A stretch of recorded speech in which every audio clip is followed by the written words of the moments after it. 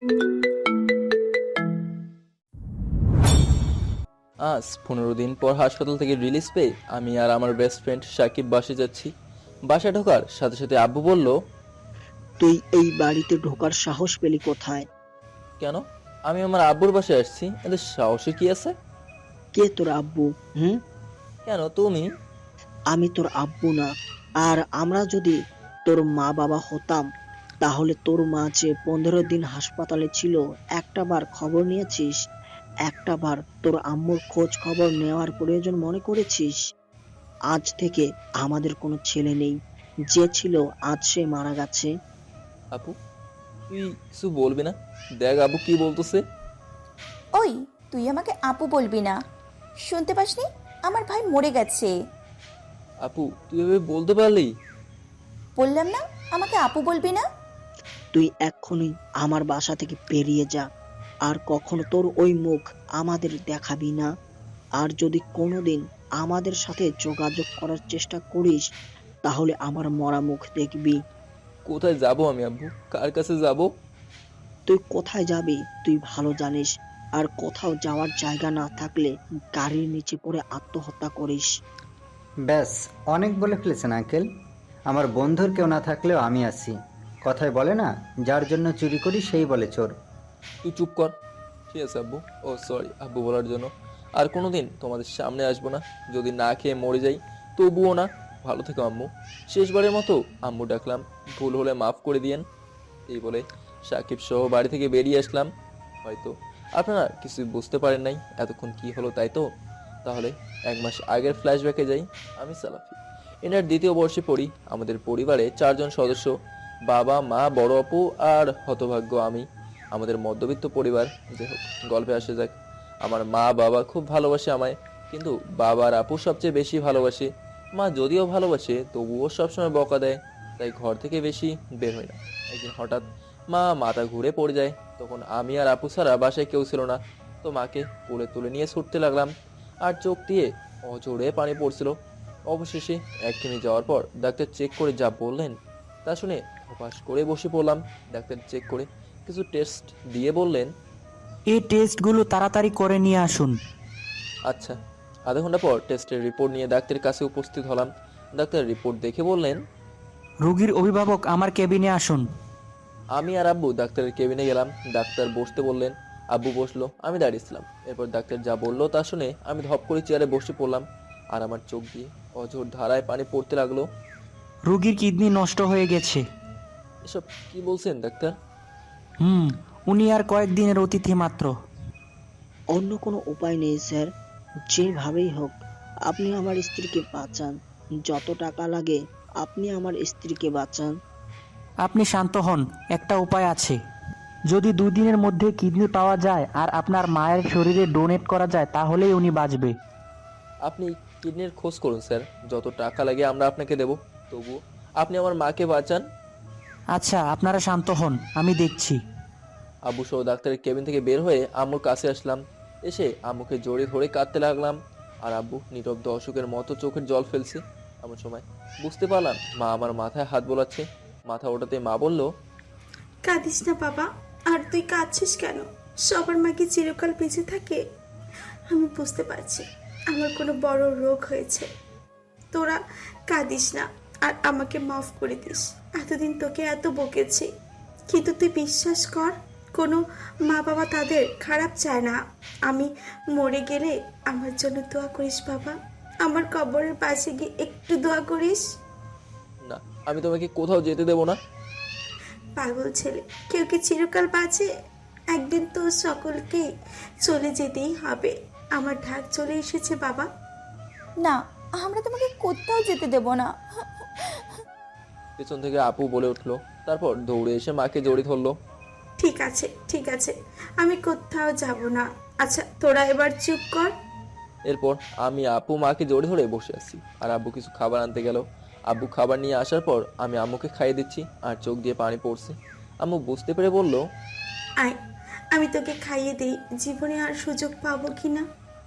আমি আম্মুকে জড়িয়ে ধরে কাঁদতে কাঁদতে বললাম, আর যদি একবার এসব কথা বলো তাহলে তোমার হাতে খাবোই না। ঠিক আছে, আর বলবো না। আমি তো আর কারোর মেয়ে না যে আমাকে খাইয়ে দেবে। আমার মেয়েটারে, আয় তোকেও খাইয়ে দেই। খাওয়া শেষ করে আম্মু সহ একটু গল্প করলাম আম্মুর কোলে মাথা দিয়ে। কিছুক্ষণ পর আসরের আজান দিল।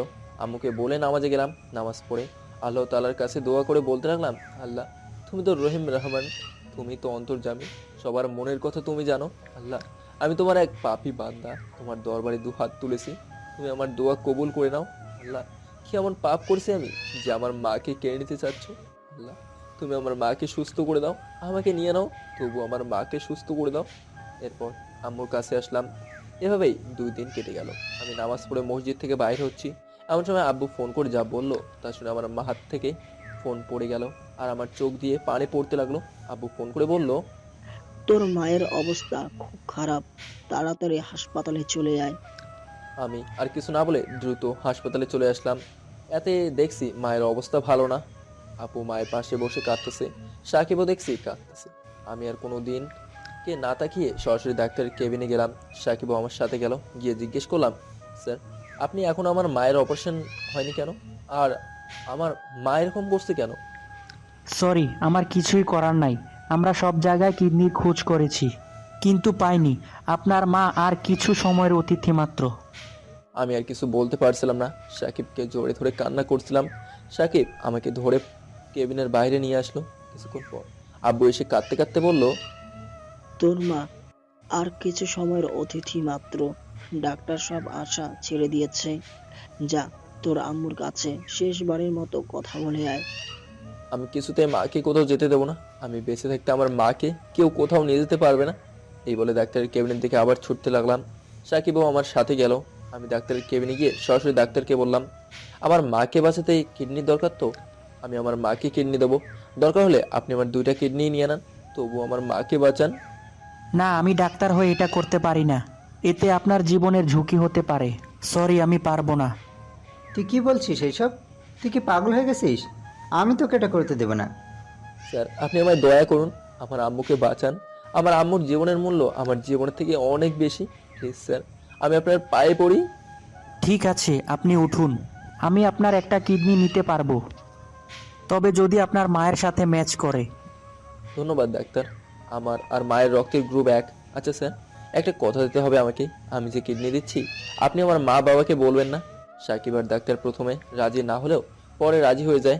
ডাক্তারকে অপারেশনের প্রস্তুতি নিতে বললাম আর আব্বুকে জানাতে পারলাম যে কিডনি পাওয়া গেছে। এরপর আমি আমার মায়ের কাছে গেলাম।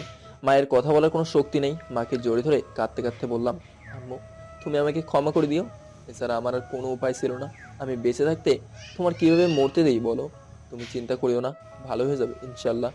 এরপর আব্বুর কাছে গিয়ে বললাম, আব্বু আমার একটা কাজ পড়ে গেছে, আমাকে এক জায়গায় যেতে হবে। আব্বু রেগে বলল, এখন তোর মায়ের অপারেশন, আর তুই কোথায় যাবি? আমি কোনো জবাব না দিয়ে সাকিব সহ বাড়িয়ে বেরিয়ে আসলাম। এরপর সাকিবকে জড়িয়ে ধরে কাঁদতে কাঁদতে বললাম, দোস্ত তোকে অনেক জ্বালিয়েছি, কষ্ট দিয়েছি, জানি না অপারেশনের পর বাঁচবো কিনা, পারলে মাফ করে দিস। ওই বেটা, তুই কই যাবি? মেরে ফেলবে জানিস। কিছু সময় পর অপারেশন হলো। আলহামদুলিল্লাহ অপারেশন ঠিকঠাক হয়েছে। এর কিছুক্ষণ পর আমাকে বেডে শিফট করা হলো। সাথে সাথেই সাকিব দেখতে আসলো। ওকে মায়ের কথা জিজ্ঞেস করায় ও বলল মা ভালো আছে। আলহামদুলিল্লাহ, আল্লাহ তাআলার কাছে শুকরিয়া আদায় করলাম। কিছুদিন পর আমাকে রিলিজ দেওয়া হলো, কিন্তু বাসায় গেলাম না, যদি সবাই জানতে পেরে যায় এই অভয়ে।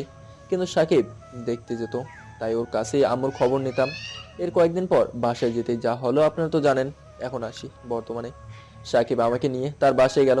বাসায় দরজা নক করতেই আন্টি দরজা খুলে দিল আর আমাকে দেখে যা বললো তা শুনে আমার চোখের পানি আটকে রাখতে পারলাম না।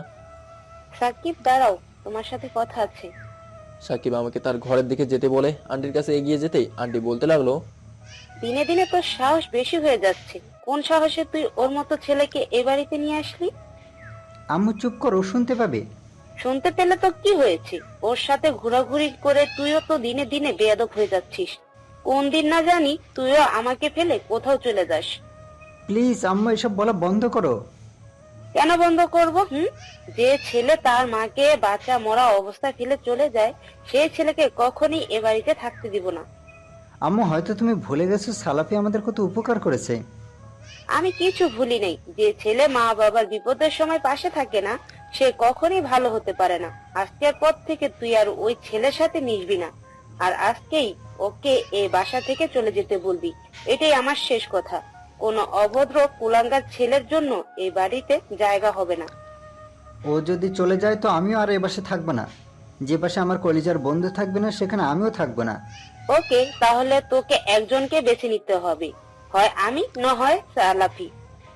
ওরা যেখানে কথা বলছিল সাকিবের রুমটা বেশি দূরে ছিল না, তাই আমি সব শুনছিলাম আর চোখের পানি ফেলছিলাম। আন্টির বেছে নেওয়ার কথা শুনে তাড়াতাড়ি তাদের সামনে গিয়ে সাকিবকে উদ্দেশ্য করে বললাম, আমার জন্য তোমরা অশান্তি করিও না প্লিজ, আমি এখনই চলে যাচ্ছি। যাবে তো যাও, এখনো কেন দাঁড়িয়ে আছো? আম্মু প্লিজ তুমি চুপ করো, আর তুই কোথাও যাবি না। চলেই যাচ্ছি আন্টি, যদি কোনো ভুল করে থাকি তো মাফ করবেন। আমি চাই না দোস্ত আমার জন্য তোমাদের মধ্যে মনোমালিন্য হোক, আর আমি চাই না তুই আমার জন্য নিজের মাকে ফেলে চলে যাস আজকের পর থেকে, আর আমার সাথে কোনো যোগাযোগ রাখিস না প্লিজ। এ তুই কি বলছিস? যা বলছি তাই করবি। এই বলে আমি ওদের বাসা থেকে বেরিয়ে আসলাম। এরপর রাস্তায় হাঁটতেছি আর ভাবতেছি বাড়ি থেকে বেরিয়ে আসার সময় কোনো কিছুই নেইনি পকেটে, সেরকম তো টাকাও নেই। এদিকে গভীর রাতও হয়ে গেছে। এসব ভাবতে ভাবতে একটা চায়ের দোকান দেখতে পেলাম, সেখানে গিয়ে একটা চার বিস্কিট খেলাম। সারাদিন কিছু খাই নাই, তাই খুব ক্ষুধা লাগছিল। খেতে খেতে ভাবতে লাগলাম কিছু একটা করতে হবে। এরপর দোকানদারকে টাকা দিয়ে পকেটে দেখি মাত্র 20 টাকা। সেখান থেকে বেরিয়ে আসার পর আবারও হাঁটতে লাগলাম। কিছু দূর যেতেই একটা ল্যাম্প পোস্টে সেখানে বসে নিজের চোখের পানি ফেলতে লাগলাম। হঠাৎ কিছু দূর থেকে একটা আওয়াজ শুনতে পেলাম। সেখানে গিয়ে যা দেখলাম তা দেখে নিজেকে আর ঠিক রাখতে পারলাম না। কাছে গিয়ে দেখলাম 3 জন লোক মুখ গামছা বেঁধে একজন রিক্সা চালকের কাছে জোর করে রিক্সা কেড়ে নিতে চাচ্ছে। রিক্সা চালক বয়স্ক হওয়ায় কিছু করতে পারছে না, শুধু লোকগুলোর পা জড়িয়ে ধরে কান্না করছে। আমি এসব দেখে আর নিজেকে সামলে রাখতে পারলাম না। লোকগুলোর কাছে গিয়ে বললাম, এই এখানে কি হচ্ছে? তাদের মধ্যে একজন বলল, এখানে কি হয়ে হোক, তোর কি? জীবন যদি বাঁচাতে চাস তো এখান থেকে চলে যাও, না হলে এখানেই কেটে রেখে দেবো। ওদের সবার হাতে দেখতে পেলাম ধারালো ছুরি। ওদের সাথে একাই লড়াই করতে পারবো না। আশেপাশে দেখতে পেলাম একটা শক্ত লাঠি, ওটা হাতে নিয়ে বললাম, আয় দেখি তোদের কত সাহস। ওদের মধ্যে একজন ছুরি নিয়ে দৌড়ে এসে আঘাত করতে চাইলে রিক্সা চালক চাচা আমাকে সরিয়ে দেন এবং তার হাতে লেগে গিয়ে অনেকটা কেটে যায়। এসব দেখে আর নিজের রাগকে কন্ট্রোল করতে পারলাম না। সোজা গিয়ে লাঠি দিয়ে লোকটার মাথায় আঘাত করলাম। লোকটার মাথা ফেটে রক্ত বেরোতে শুরু করলো এবং অজ্ঞান হয়ে গেল। আরেকজন এগিয়ে আসলে পায়ে আঘাত করি। এসব দেখে আরেকজন পালিয়ে যায়। এরপর দেখলাম চাচার হাত দিয়ে প্রচুর ব্লিডিং হচ্ছে। এরপর চাচাকে ওনার হাত চেপে ধরতেই বলে ওনাকে রিক্সায় উঠলাম, সাথে চোর বাবাজিকেও, কারণ আম্মু বলতো মানুষের উপকার করা মহৎ গুণ।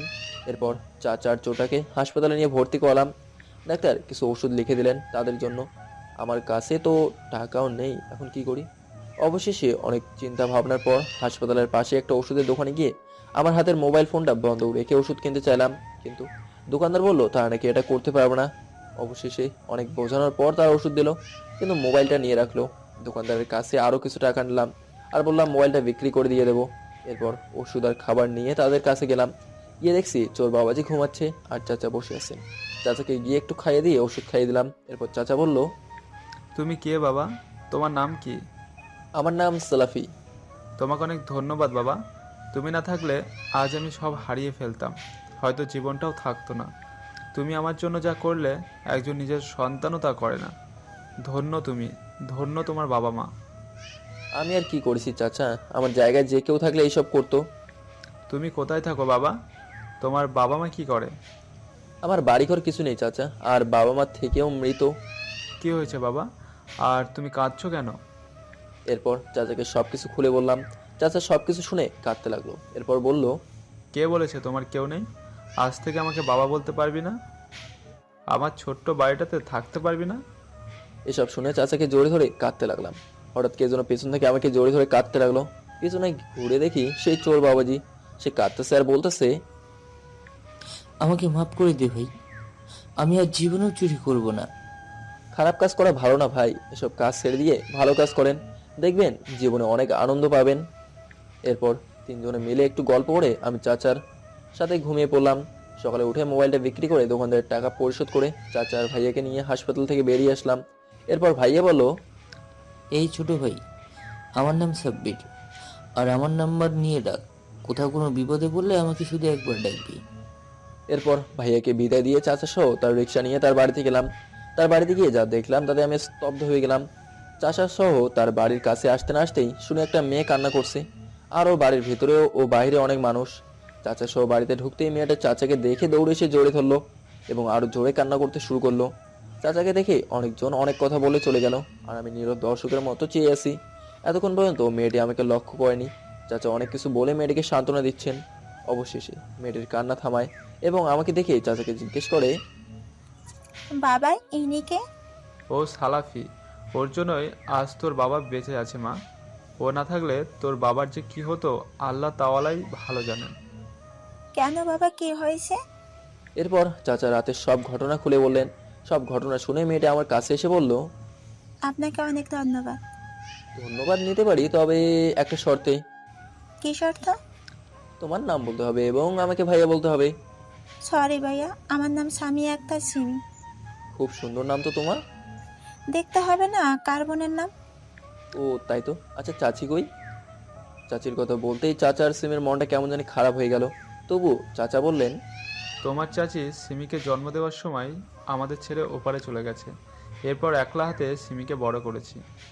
আমাকে মাফ করবেন চাচা, আমিও বুঝতে পারি নাই। ঠিক আছে বাবা, কোনো ব্যাপার না। দেখলাম সিমির চোখ দিয়ে পানি পড়ছে, তাই ওর সামনে দাঁড়িয়ে দু হাতে কান ধরে বললাম, আমাকে মাফ করে দিবি না বোন? আমি না তোর ভাই? আমি মাফ করে দিছি ভাইয়া। সত্যি বলছিস তো? হ্যাঁ ভাইয়া। এই না হলে আমার বোন, তো আমাকে কি দাঁড়িয়ে রাখবি? ঠিক আছে, আমি চলে যাচ্ছি। প্লিজ ভাইয়া, তুই যাস না। জানিস আমার অনেক ইচ্ছা হতো আমার যদি একটা ভাইয়া থাকতো। সকলের ভাই যেমন সবাইকে আদর করে ভালোবেসে, সেরকম আমাকে ভালোবাসতো, আদর করতো, কিন্তু কিছু করার ছিল না ভাইয়া। তাই মনের আশা মনেই রাখতাম আর আল্লাহ তালার কাছে দোয়া করতাম। আজ মনে হয় আল্লাহ তালা আমার দোয়া কবুল করেছেন ভাইয়া। এরপর চাচার সিমি সহ অনেক গল্প করলাম। আপনাদের বলতে তো ভুলে গেছি, ও এবার অষ্টম শ্রেণীতে। গল্প করতে করতে বিকাল হয়ে গেল। এরপর সিমি বলল, ভাইয়া তোরা গল্প কর, আমি রান্না বান্না করি, আজ একসাথে সবাই মিলে খাবো। আমি কি আমার বোনটাকে একটু হেল্প করতে পারি? ভাইয়া তুই ওইসব পারিস, আর আমি থাকতে তুই কেন করতে যাবি বল? আমার বোন যদি করতে পারে তাহলে আমি কেন পারবো না? আচ্ছা ভাইয়া আয়। এরপর সিমি আর আমি মিলে রান্না করলাম। রান্না শেষে সবাই একসাথে খেয়ে নিলাম। খাওয়া শেষে সিমিকে একটু পড়া বুঝিয়ে দিলাম আর বললাম, এখন থেকে তোর প্রাইভেট পড়ার দরকার নেই। রাতে চাচার সাথে আলোচনা করে রাখলাম, কাল থেকে আমি রিক্সা চালাবো। প্রথমে চাচা রাজি হতে না চাইলেও পরে আমার জোরাজোরিতে রাজি হয়ে যায়। এরপর সবাই শুয়ে পড়ি। একটা ঘর আর একটা চৌকি থাকায় সিমি চৌকিতে আর চাচা সহ আমি মাটিতে শুয়ে পড়লাম। রাতে বাবা মায়ের কথা অনেক মনে পড়লো, দু চোখ দিয়ে পানি পড়তে লাগলো। এরপর কখন যে ঘুমিয়ে গেছি মনে নাই। আমার রিক্সা নিয়ে বেরোবার কথা শুনে সিমি খুব সকালে রান্না করছি। সকালে খাওয়া করে রিক্সা নিয়ে বেরিয়ে পড়লাম, কিন্তু স্ট্যান্ডে গিয়ে আরেক ঝামেলা, কেউ রিক্সা লাগাতে দেয় না। কথায় আছে জোর যার মূল্যক তার। কি করব, কিছুই মাথায় ঢুকছিল না। হঠাৎ পেছন থেকে কে যেন ডাকতেছে, পিছনে ঘুরে দেখি সাব্বির ভাই। এরপর সাব্বির ভাই বলল, কি হয়েছে? সাব্বির ভাইকে সব খুলে বললাম। এরপর সাব্বির ভাই বলল, আয় তো, কোন বাবার বেড়া তোকে বাধা দেয়? এরপর আর কেউ কোনো কিছুর বলার সুযোগ পেল না। প্রথম দিন যাই হোক ভালোই গেল। 450 টাকা রোজগার করলাম। এরপর কিছু বাজার করলাম এবং সিমের জন্য চকলেট কিনে বাড়িতে আসলাম। বাজারগুলো সিমের হাতে দিলাম। এরপর সিমি ফ্রেশ হয়ে আসতে বলল। গোসল করে ঘরে বসে আছি, হঠাৎ সিমি এসে আমাকে জোরে ধরে কাঁদতে লাগলো। আমি বললাম, এই পাগলি কাঁদছিস কেন? জানিস ভাইয়া, আজ সত্যি আমাকে এত চকলেট কেউ দেয়নি। তোর পাগলি, এখন থেকে তোর ভাই দিবে। আচ্ছা খুব ক্ষুধা লাগছে, তুই নিজ হাতে খাইয়ে দিবি বোন? এরপর সিমি নিজ হাতে খেয়ে দিল, আমিও ওকে খাইয়ে দিলাম। এরপর চাচার হাতে বাকি টাকা তুলে দিলাম। চাচা নিতে চাচ্ছিল না, কিন্তু জোর করেই দিলাম। এভাবেই 1 মাস চলে গেল। একদিন রিক্সা নিয়ে যাচ্ছিলাম, হঠাৎ একটা মেয়ে ডাক দিয়ে বলল, এই রিক্সা যাবে? মেয়েটার কণ্ঠ খুব চেনা লাগলো, তাই কাছে গেলাম। কাছে গিয়ে মুখের দিকে তাকাতেই আমি অবাক, কারণ মেয়েটার কেউ না, সে ছিল আমার ভালোবাসা, আমার লিমা। লিমাকে দেখে মনটা খারাপ হয়ে গেল, মুখে কোনো কথাই ফুটছে না, যেন নিস্তব্ধ হয়ে গেছি। কোনো কিছু বলার আগেই লিমা রিক্সায় উঠে পড়লো আর একটা ঠিকানায় যেতে বললো। তাকে খুব স্বাভাবিক লাগছিল, কিন্তু আমি স্বাভাবিক হতে পারছিলাম না। চোখের অশ্রু যেন কোনো কথাই মানছে না। অবশেষে তার দেওয়ার ঠিকানায় পৌঁছে গেলাম। লিমা স্বাভাবিকভাবে একটা 500 টাকার নোট এগিয়ে দিয়ে বলল, এই নিন ভাড়া। তার মুখে আপনি শুনে যেন কলিজাটা ছিঁড়ে যাচ্ছিল, তবুও স্বাভাবিকভাবেই বললাম, তোমাকে ভাড়া দিতে হবে না। হঠাৎ লিমা আমাকে অবাক করে দিয়ে ঠাস ঠাস করে দুটো চর মেরে বলতে লাগলো, এই ছোট লোকের বাচ্চা, আমাকে তুমি করে বলার অধিকার তুই কই পাইলি? তোর মতো বেইমানের মুখে আমার নামও নিবি না। কেন? আমার মুখে তোমার নাম শুনলে কি কোনো সমস্যা হবে? একদিন তো তুমিই বলেছিলে আমার মুখে নাকি তোমার লিমা ডাকটাই শুনতেই। লিমা আর কিছু বলতে না দিয়েই আবার ঠাস করে একটা চড় মেরে বলতে লাগলো, হ্যাঁ, অনেক সমস্যা আছে। তোর মুখটা দেখলেও আমার ঘৃণা লাগে। আর তুই যে লিমাকে ভালোবাসতি, সে মরে গেছে। আর কখনো আমার নাম তোর মুখে নিবি না। আর এই নে টাকা, যার জন্য একটা নিরীহ মেয়েকে কাঁদিয়েছিস। লিমার চেহারায় শুধু আমার প্রতি ঘৃণাই দেখতে পাচ্ছিলাম। তার কথাগুলো শুনে মরে যেতে ইচ্ছে করছিল, তবুও শান্ত হয়ে বললাম, লাগবে না, রেখে দিন। চিন্তা করিস না, তোর যা ভাড়া তার থেকে বেশি দিয়েছি। তোর মতো ছোট লোকের প্রতি আমার একটুও দয়া হয় না। আর এই টাকা তোর বেঁচে থাকতে কাজে না লাগলেও মরার জন্য বিষ কিনে খাস। তবুও এই চেহারা আমাকে আর দেখাস না। মনে আছে একদিন আপনিই বলেছিলেন যেন আমি মরণের কথা না বলি, আর আজকে আপনি আমাকে মরতে বলছেন। হ্যাঁ, বলতেছি। বলে টাকাটা সরে ফেলে দিয়ে চলে যাচ্ছিল। পেছন থেকে আমি বললাম, ঠিক আছে, আপনার কথা রাখবো। তুই মরে গেলে আমার কিছু যায় আসে না, বরং তোর মতো বেঈমানের মরাই দরকার। কিছুক্ষণ সময় সেখানে দাঁড়িয়ে থেকে চোখের অশ্রুগুলোকে ঝরালাম আর টাকাটা কুড়িয়ে সিদ্ধান্ত নিলাম লিমার কথাই রাখবো। তার চলে যাওয়ার দিকে অনেকক্ষণ তাকিয়ে থাকলাম আর চোখের জল ফেললাম। মন খারাপ থাকায় আর কোথাও গেলাম না। রিক্সা নিয়ে সোজা একটা দোকানে গিয়ে বিষ নিয়ে বাসায় চলে আসলাম। বাসায় আসতেই সিমি এসে সামনে দাঁড়িয়ে বলল, ভাই আমার চকলেট কই? সরি রে বোন, তোর জন্য চকলেট আনতে ভুলে গেছি। সিমি অভিমান করে বলল, সব কিছুই তোমার মনে থাকে, শুধু আমার চকলেটের কথা ছাড়া। কারো আনতে হবে না চকলেট। আমি আবার কারো কেউ হই নাকি? যাও, আমি তোমার সাথে আর কথাই বলবো না, তোমার সাথে হারি। এসব কথা শুনে চাচা রুম থেকে বের হলেন আর বলে উঠলেন, এই সিমিত, তোর ভাইয়া অনেক ক্লান্ত, ওকে আর জ্বালাস না, ওকে একটু বিশ্রাম নিতে দে।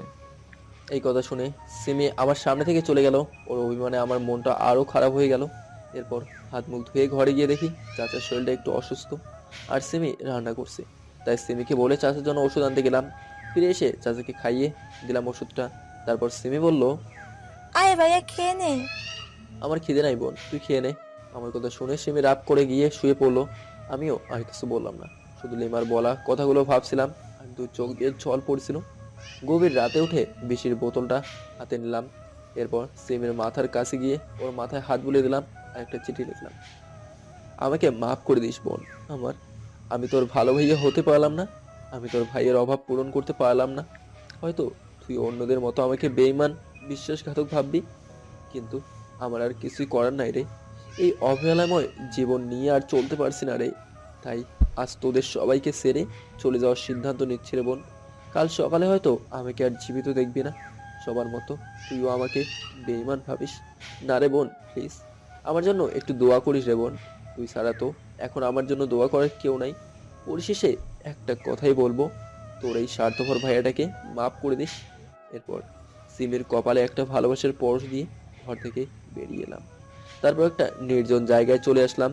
জায়গাটা বাড়ি থেকে একটু দূরে। সেখানে এসে লিমার বলা কথাগুলো মনে করতে লাগলাম আর দু চোখ দিয়ে অশ্রু ঝরাতে লাগলাম আর বলতে লাগলাম, আমি বিশ্বাসঘাতক নই, আমি বেঈমান নই, আমি স্বার্থপর নই। এই বলে চিৎকার দিতে লাগলাম। আরো বলতে লাগলাম, হে রহমান, হে রহিম, তুমি তো সবার মনের খবর জানো, কেন আমাকে এত কষ্ট দিচ্ছ? বাবা মা থেকেও আজ আমি এতিম, বাবা মা থেকেও আজ আমি তাদেরকে বাবা মা বলে ডাকতে পারি না।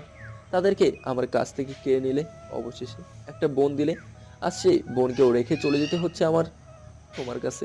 হে আল্লাহ, তুমি আমার বাবা মাকে সুস্থ রাখিও, তাদেরকে কোনো বালা মুসিবত দিও না। আল্লাহ, তুমি আমার বোনটাকেও সহি সালামতে রাখিও, ওকে ধৈর্য ধরার তৌফিক দান করিও, আর সবশেষে এই অবহেলিত ছেলেটাকে মাফ করে দিও। এই বলে সেখানে বসে কাঁদতে থাকলাম। অন্যদিকে সিমি হঠাৎ ঘুম থেকে উঠে পড়ে আর নিচে থেকে আমি নাই। তখন ভাবে হয়তো আমি বাইরে গেছি, কিন্তু কিছু সময় অতিবাহিত হওয়ার পর আমাকে দেখতে না পেয়ে বিছানা থেকে উঠে পড়ে। উঠতেই মাথার কাছে চিঠিটা পায় আর চিঠিটা পেয়েই ভাইয়া বলে চিৎকার দিয়ে কাঁদতে থাকে। তার কান্না শুনে চাচা উঠে যায়। সিমি চাচাকে বলে, বাবা, ভাই আমাকে ছেড়ে চলে গেছে। বাবা, তুমি আমার ভাইয়াকে এনে দাও। তখন চাচা সিমিকে সান্ত্বনা দিয়ে বলে, কাঁদিস না মা, এর চেয়ে আমরা ওকে খুঁজি চল। এরপর চাচার সিমি আমাকে খুঁজতে বের হয়। তারা আমাকে অনেক জায়গায় খুঁজে কিন্তু পায় না। আর এদিকে আমি বিষের বোতল খুলে শুধু মুখে দেব, এমন সময় কেউ এসে আমার হাত থেকে বিষের বোতল ফেলে দিয়ে জড়িয়ে ধরে। আমি তো অবাক। চাচা সিমিকে নিয়ে অনেক জায়গায় আমাকে খোঁজে, কিন্তু কোথাও পায় না। সিমি খুব কান্না করছিল আর বলছিল, ভাইয়া আমার জন্যই চলে গেছে। আমি যদি ভাইয়ের কাছে চকলেট না চাইতাম, ভাইয়ের উপরে অভিমান না করতাম, তাহলে ভাইয়া আমাকে ছেড়ে যেত না। সব কিছুর জন্য আমিই দায়ী। ভাইয়া আমি আর চকলেট চাইবো না, আমি আর তোমার উপরে রাগ করবো না। তবুও তুমি ফিরে আসো। তুমি ছাড়া আমি কাকে ভাইয়া বলে ডাকবো? আল্লাহ তুমি আমার ভাইয়াকে ফিরিয়ে দাও। ভাইয়া তুমি কই? ফিরে আসো। চাচা সিমিকে অনেক বলে বোঝাচ্ছে, কিন্তু সিমি কোনো কথাই শুনছে না, কান্না করেই যাচ্ছে। হঠাৎ সিমির মনে পড়ে যায় আমার অনেক দূরে চলে যাওয়ার কথা। সিমি কান্না করতে করতে ভাবতে থাকে কোথায় এমন জায়গা আছে যেখানে আমি যেতে পারি। হঠাৎ ওর মনে পড়ে যায় বস্তির পাশের ঝোপঝাড়ের কথা। সিমি হঠাৎ বসা থেকে উঠে দৌড়াতে লাগলো। চাচাও সিমিকে ডাকতে ডাকতে ওর পিছনে ছুটতে লাগলো। সিমি সেখানে পৌঁছে দেখে আমি বিষের বোতলের ঢাকনা খুলে মুখে দিতে যাচ্ছি। সিমি দৌড়ে গিয়ে আমার হাত থেকে বিষের বোতলটা ফেলে দেয়, আর আমি কিছু বুঝে ওঠার আগেই আমাকে জড়িয়ে ধরে কাঁদতে শুরু করে আর বলতে থাকে, তুই কি করতে যাচ্ছিস ভাইয়া? তুই কি একটা বারও ভাবলি না তোর বোনটার কথা? একটা বারও ভাবলি না তুই চলে গেলে তোর এই বোনটার কি হবে? শুধু একটু অভিমান করেছি বলে তুই আমাকে এতটাই শাস্তি দিতে পারছিস? ভাইয়া তুই এত স্বার্থপর, নিজের বোন হলে এমন করতে পারতিস? এইসব বলছিল আর কান্না করছিল। কান্না করতে করতে আমার বুকের কাপড় ভিজে দিচ্ছে। আমি ওর মাথায় হাত বুলিয়ে দিচ্ছিলাম, সাথে কাঁদছিলাম। হঠাৎ সিমি আমাকে ছাড়িয়ে উঠে পড়ে এবং হাঁটতে থাকে বাড়ির রাস্তা ধরে। চাচা আমার কাছে আসলো আর বলল, তোমাকে আমরা অনেক জায়গায় খুঁজেছি বাবা, আমরা অনেক ভয় পেয়েছিলাম বাবা, মেয়েটা অনেক কষ্ট পাইছে। মাফ করবেন চাচা। এরপর চাচা সহ বাসায় চলে আসলাম। ভাগ্য ভালো যে ওরা কেউ এখনো আসল কারণ বুঝতে পারে নাই। বাসায় এসে দেখি সিমি বিছানায় শুয়ে কাঁদছে। আমি ওর কাছে গিয়ে পাশে বসে মাথায় হাত বুলিয়ে দিতে দিতে বললাম, আমার ভুল হয়ে গেছে আপু, আমাকে মাফ করে দে, আর জীবনে এরকম ভুল হবে না। মাফ করবি না তোর ভাইকে? এই দেখ আমি কান ধরছি, প্লিজ কথা বল আমার সাথে। তুই জানিস তোর সাথে কথা না বলে তোর ভাই থাকতে পারে না। আমি কারো বোন না, তাই আমার পাশে কাউকে বসে কাঁদতে হবে না। যে আমার কথা ভাবে না সে যেখানে খুশি যেতে পারে। আচ্ছা আমি তোর ভাই না তো? আচ্ছা আমি চলে যাচ্ছি, আর কোনোদিন ফিরবো না, ভালো থাকিস। এই বলে ওর পাশ থেকে উঠে আসতে চাইলে সিমি আমার হাত শক্ত করে ধরে চাচাকে উদ্দেশ্য করে বলে, এই ঘর থেকে কেউ যদি বাহির হয় তার কিন্তু খবর আছে আব্বু, পা ভেঙে রেখে দেব। তোরা ভাই বোনের মাঝে আমি নাই, তোরা যা পারিস কর। চাচা রুম থেকে বাইর হতেই সিমি আমাকে খুব শক্ত করে জড়িয়ে ধরে বলে, আমাকে মাফ করে দিস ভাইয়া, আমি আর জীবনেও চকলেট খেতে চাবো না, কখনো তোর উপর রাগ করবো না। তবুও তুই আমাকে ছেড়ে যাস না ভাইয়া, প্লিজ। তোর পাগলি, আমি তোকে ছেড়ে কোথাও যাবে না। দেখ তোর ভাইয়া তোর পাশেই আছে। ভাই বোনের মান অভিমান শেষ হলে খেয়ে নে। এই বলে চাচা প্লেটে ভাত এনে দিল। আমি সিমিকে খাওয়াই দিলাম। খাওয়াই শেষে আমি চাচার কাছে গিয়ে শুয়ে পড়লাম। পরের দিন আবার রিক্সা নিয়ে বের হলাম। এমন সময় একটা ছেলে ডাক দিল। লক্ষ্য করলাম ছেলেটার সাথে একটা মেয়েও আছে। ছেলেটার কাছে গিয়ে আমি অবাক, কারণ ছেলেটা হলো লিমার বড় ভাই, নাম মামুন। চলে আসতে চাইলাম, কিন্তু মামুন ভাইয়ের ডাকে আর ফিরে যেতে পারলাম না। কাছে যাইতেই মামুন ভাই যেন কেমন করে তাকালো। মেয়েটি বলল, এই ঠিকানায় যাবে? যাবে না কেন? এসব ছোট লোক তো যাওয়ার জন্যই রিক্সা চালায়। অবশেষে তারা রিক্সায় উঠে পড়লো। একসময় মামুন ভাই বলল, জানো জুই, কিছু কিছু ছোট লোক বামন হয়ে চাঁদে হাত বাড়াতে চায়। কোথায় তুমি এমন ছোট লোক দেখলে? এই ধরো এমন ছোট লোক আমাদের আশেপাশেই থাকতে পারে। ও, আমি কিছু বললাম না, তাদের দেওয়া ঠিকানায় পৌঁছে দিলাম। মামুন ভাই রিক্সা থেকে নেমে একটা 100 টাকার নোট আমার মুখের উপর ছুঁড়ে চলে গেল। আমি কিছু না ভেবে টাকাটা নিয়ে চলে আসলাম। অনেক রাতে রিক্সা নিয়ে বাসায় ফিরছিলাম। দেখলাম হসপিটালের সামনে একটা ছেলে মাথায় হাত দিয়ে রাস্তায় বসে কাঁদতেছে। আমি সেখানে গিয়ে ছেলেটার কাঁধে হাত রাখতেই ছেলেটা আমার দিকে তাকালো। ছেলেটাকে দেখে আমি চমকে গেলাম আর বললাম, সাকিব তুই? হ্যাঁ, সে আমার বেস্ট ফ্রেন্ড সাকিব। সে আমাকে জড়িয়ে ধরে কাঁদতে কাঁদতে বলল, দোস্ত, আমার মায়ের অবস্থা ভালো না। ডাক্তার বলেছে 30 মিনিটের মধ্যে অপারেশন করতে হবে, না হলে মাকে বাঁচানো যাবে না। এখন অপারেশন করতে 3 ব্যাগ ও নেগেটিভ রক্তের প্রয়োজন। সব জায়গায় খুঁজেছি, কিন্তু কোথাও পাই নাই। তুই একটা কিছু কর দোস্ত, না হলে মাকে বাঁচাতে পারবো না। মা ছাড়া আমার জীবনে আর কেউ নাই রে। ঠিক আছে, চিন্তা করিস না, আমি কিছু একটা ব্যবস্থা করতেছি, ফোনটা দে একটু। নে ধর, কিছু একটা কর দোস্ত। এরপর আমার সিমটা সাকিবের মোবাইলে ঢুকে সাবির ভাইকে কল দিলাম। কল দিয়ে রক্তদাতার খোঁজ নিতে বললাম এবং 30 মিনিটের মধ্যেই হাসপাতালে আসতে বললাম। যেই কথা সেই কাজ। সাবির ভাই 3টা ছেলেকে নিয়ে এসেছে। 3টা ছেলের থেকে 3 ব্যাগ রক্ত নেওয়া হলো। রক্ত দেওয়া শেষে অপারেশন শুরু হলো। আমি বাসায় চাচার ফোনে কল দিয়ে বলে দিলাম যে আমি একটা সমস্যায় পড়েছি, বাসায় যেতে দেরি হবে। দীর্ঘ 45 মিনিট পর অপারেশন শেষ হলো। ডাক্তার বেরিয়ে বলল, অপারেশন সাকসেসফুল, রোগী এখন বিপদমুক্ত, কিছুক্ষণের মধ্যেই জ্ঞান ফিরবে। কিছুক্ষণ পর আন্টিকে বেডে শিফট করা হলো। সাকিব আমার কাছে এসে জড়িয়ে কাঁদতে কাঁদতে বলল, তোকে কি বলে যে ধন্যবাদ দেবো ভাষা খুঁজে পাচ্ছে না। আমার মা যিনি তোকে অপমান করে বাসা থেকে বাহির করে দিয়েছিলেন, তার জীবন আজ তুই বাঁচালি। আর আমি কিনা তোর বেস্ট ফ্রেন্ড হয়ে তোর কোনোদিন খোঁজটাও নিলাম না। আমাকে মাফ করে দে ভাই, আমাকে মাফ করে দে। তোর পাগল, আমি কিছু মনে করিনি। আমার কপালে এইসব লেখা ছিল। তুই বরং আন্টির কাছে যা, আর এনে তোর ফোন। আমি চললাম রে, ভালো থাকিস। সাকিব আমার হাত চেপে ধরে বলল, কই যাচ্ছিস তুই? মায়ের সাথে কথা বলে যা। আচ্ছা তুই এখনও মাকে ক্ষমা করতে পারিস নাই, তাই না? আর কোথায় থাকিস সেটাও তো বললি না। না রে ভাই, আন্টি আমাকে দেখলে রাগ করবে, আর আমার কারো উপরে রাগ নেই। এইসব আমার কপালের দোষ, আর আমি এই বস্তিতে থাকি। আল্লাহ হাফেজ, ভালো থাকিস। এইসব বলে সাহেবকে কিছু বলার সুযোগ না দিয়েই সেখানে চলে আসলাম রিক্সা নিয়ে। সিমের জন্য কিছু চকলেট নিলাম, নিয়ে বাসায় ফেললাম। বাসায় গিয়ে দেখি সিমি ঘুমায়নি, জেগে আছে।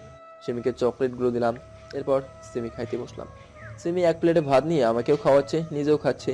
খাওয়া দাওয়া করে ঘুমিয়ে পড়লাম। পরের দিন সকালে রিক্সা নিয়ে বের হচ্ছিলাম, তখন চাচা বলল, বাবা, কিছু মনে না করলে একটা কথা বলতাম। বলেন চাচা। আমার ওষুধ শেষ বাবা, যদি আসার সময় কিছু ওষুধ নিয়ে আসতে। ইনশাল্লাহ নিয়ে আসবো। এই বলে রিক্সা নিয়ে বেরিয়ে পড়লাম।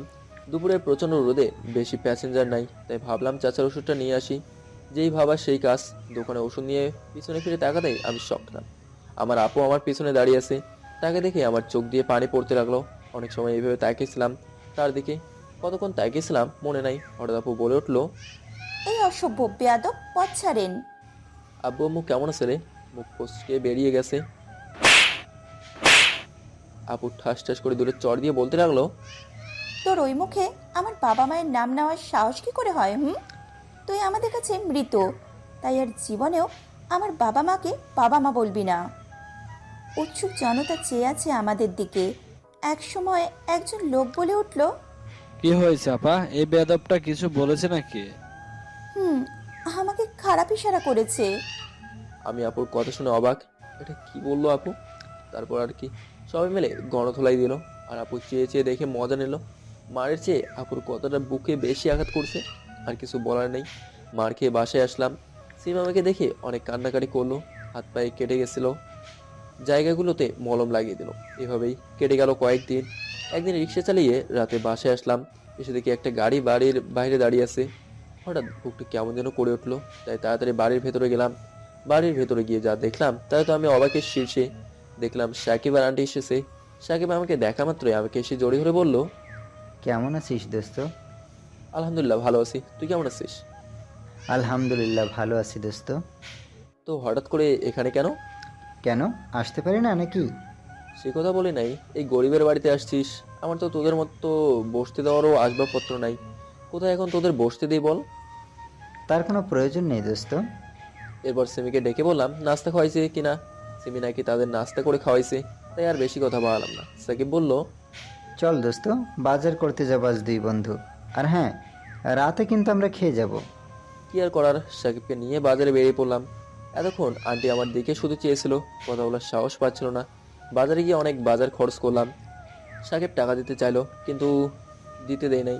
কি করে দিতে দেই বলেন? তারা আমার মেহমান, তাদেরকে খাইয়ে আবার তাদের কাছেই কিভাবে টাকা নেই? গরিব হতে পারি, কিন্তু এতটাও ভিখারি না। বাজার করে বাসায় নিয়ে আসলাম। বাসায় এসে সাকিব বলল, আজকে সবার ছুটি, আমি আর সারাফি রান্না করবো আজকে। কি আর করার, দুজনে রান্না করতে শুরু করলাম। সিম আমাদের হেল্প করতেছে। মাঝে মাঝে দেখি সাকিব আর সিমি একে অপরের দিকে চেয়ে আছে, কিন্তু আমার জন্য ভালো করে তাকাতে পারছে না। আমি কিছু বললাম না।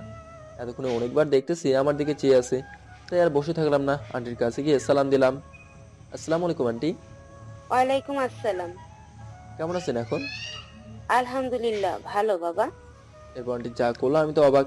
আন্টি আমার হাত ধরে বলতে লাগলেন, বাবা, আমি অনেক বড় অন্যায় করে ফেলেছি, আমাকে মাফ করে দে। তুই মাফ না করলে আল্লাহ তাআলাও মাফ করবে না। তোর আন্টি কি যে বলেন না, কুলাঙ্গারের কাছে মাপ চাচ্ছেন, এতে তো আপনার পাপ হবে। বাবা, আমাকে আর লজ্জা দিও না, আমি খুবই অনুতপ্ত বাবা।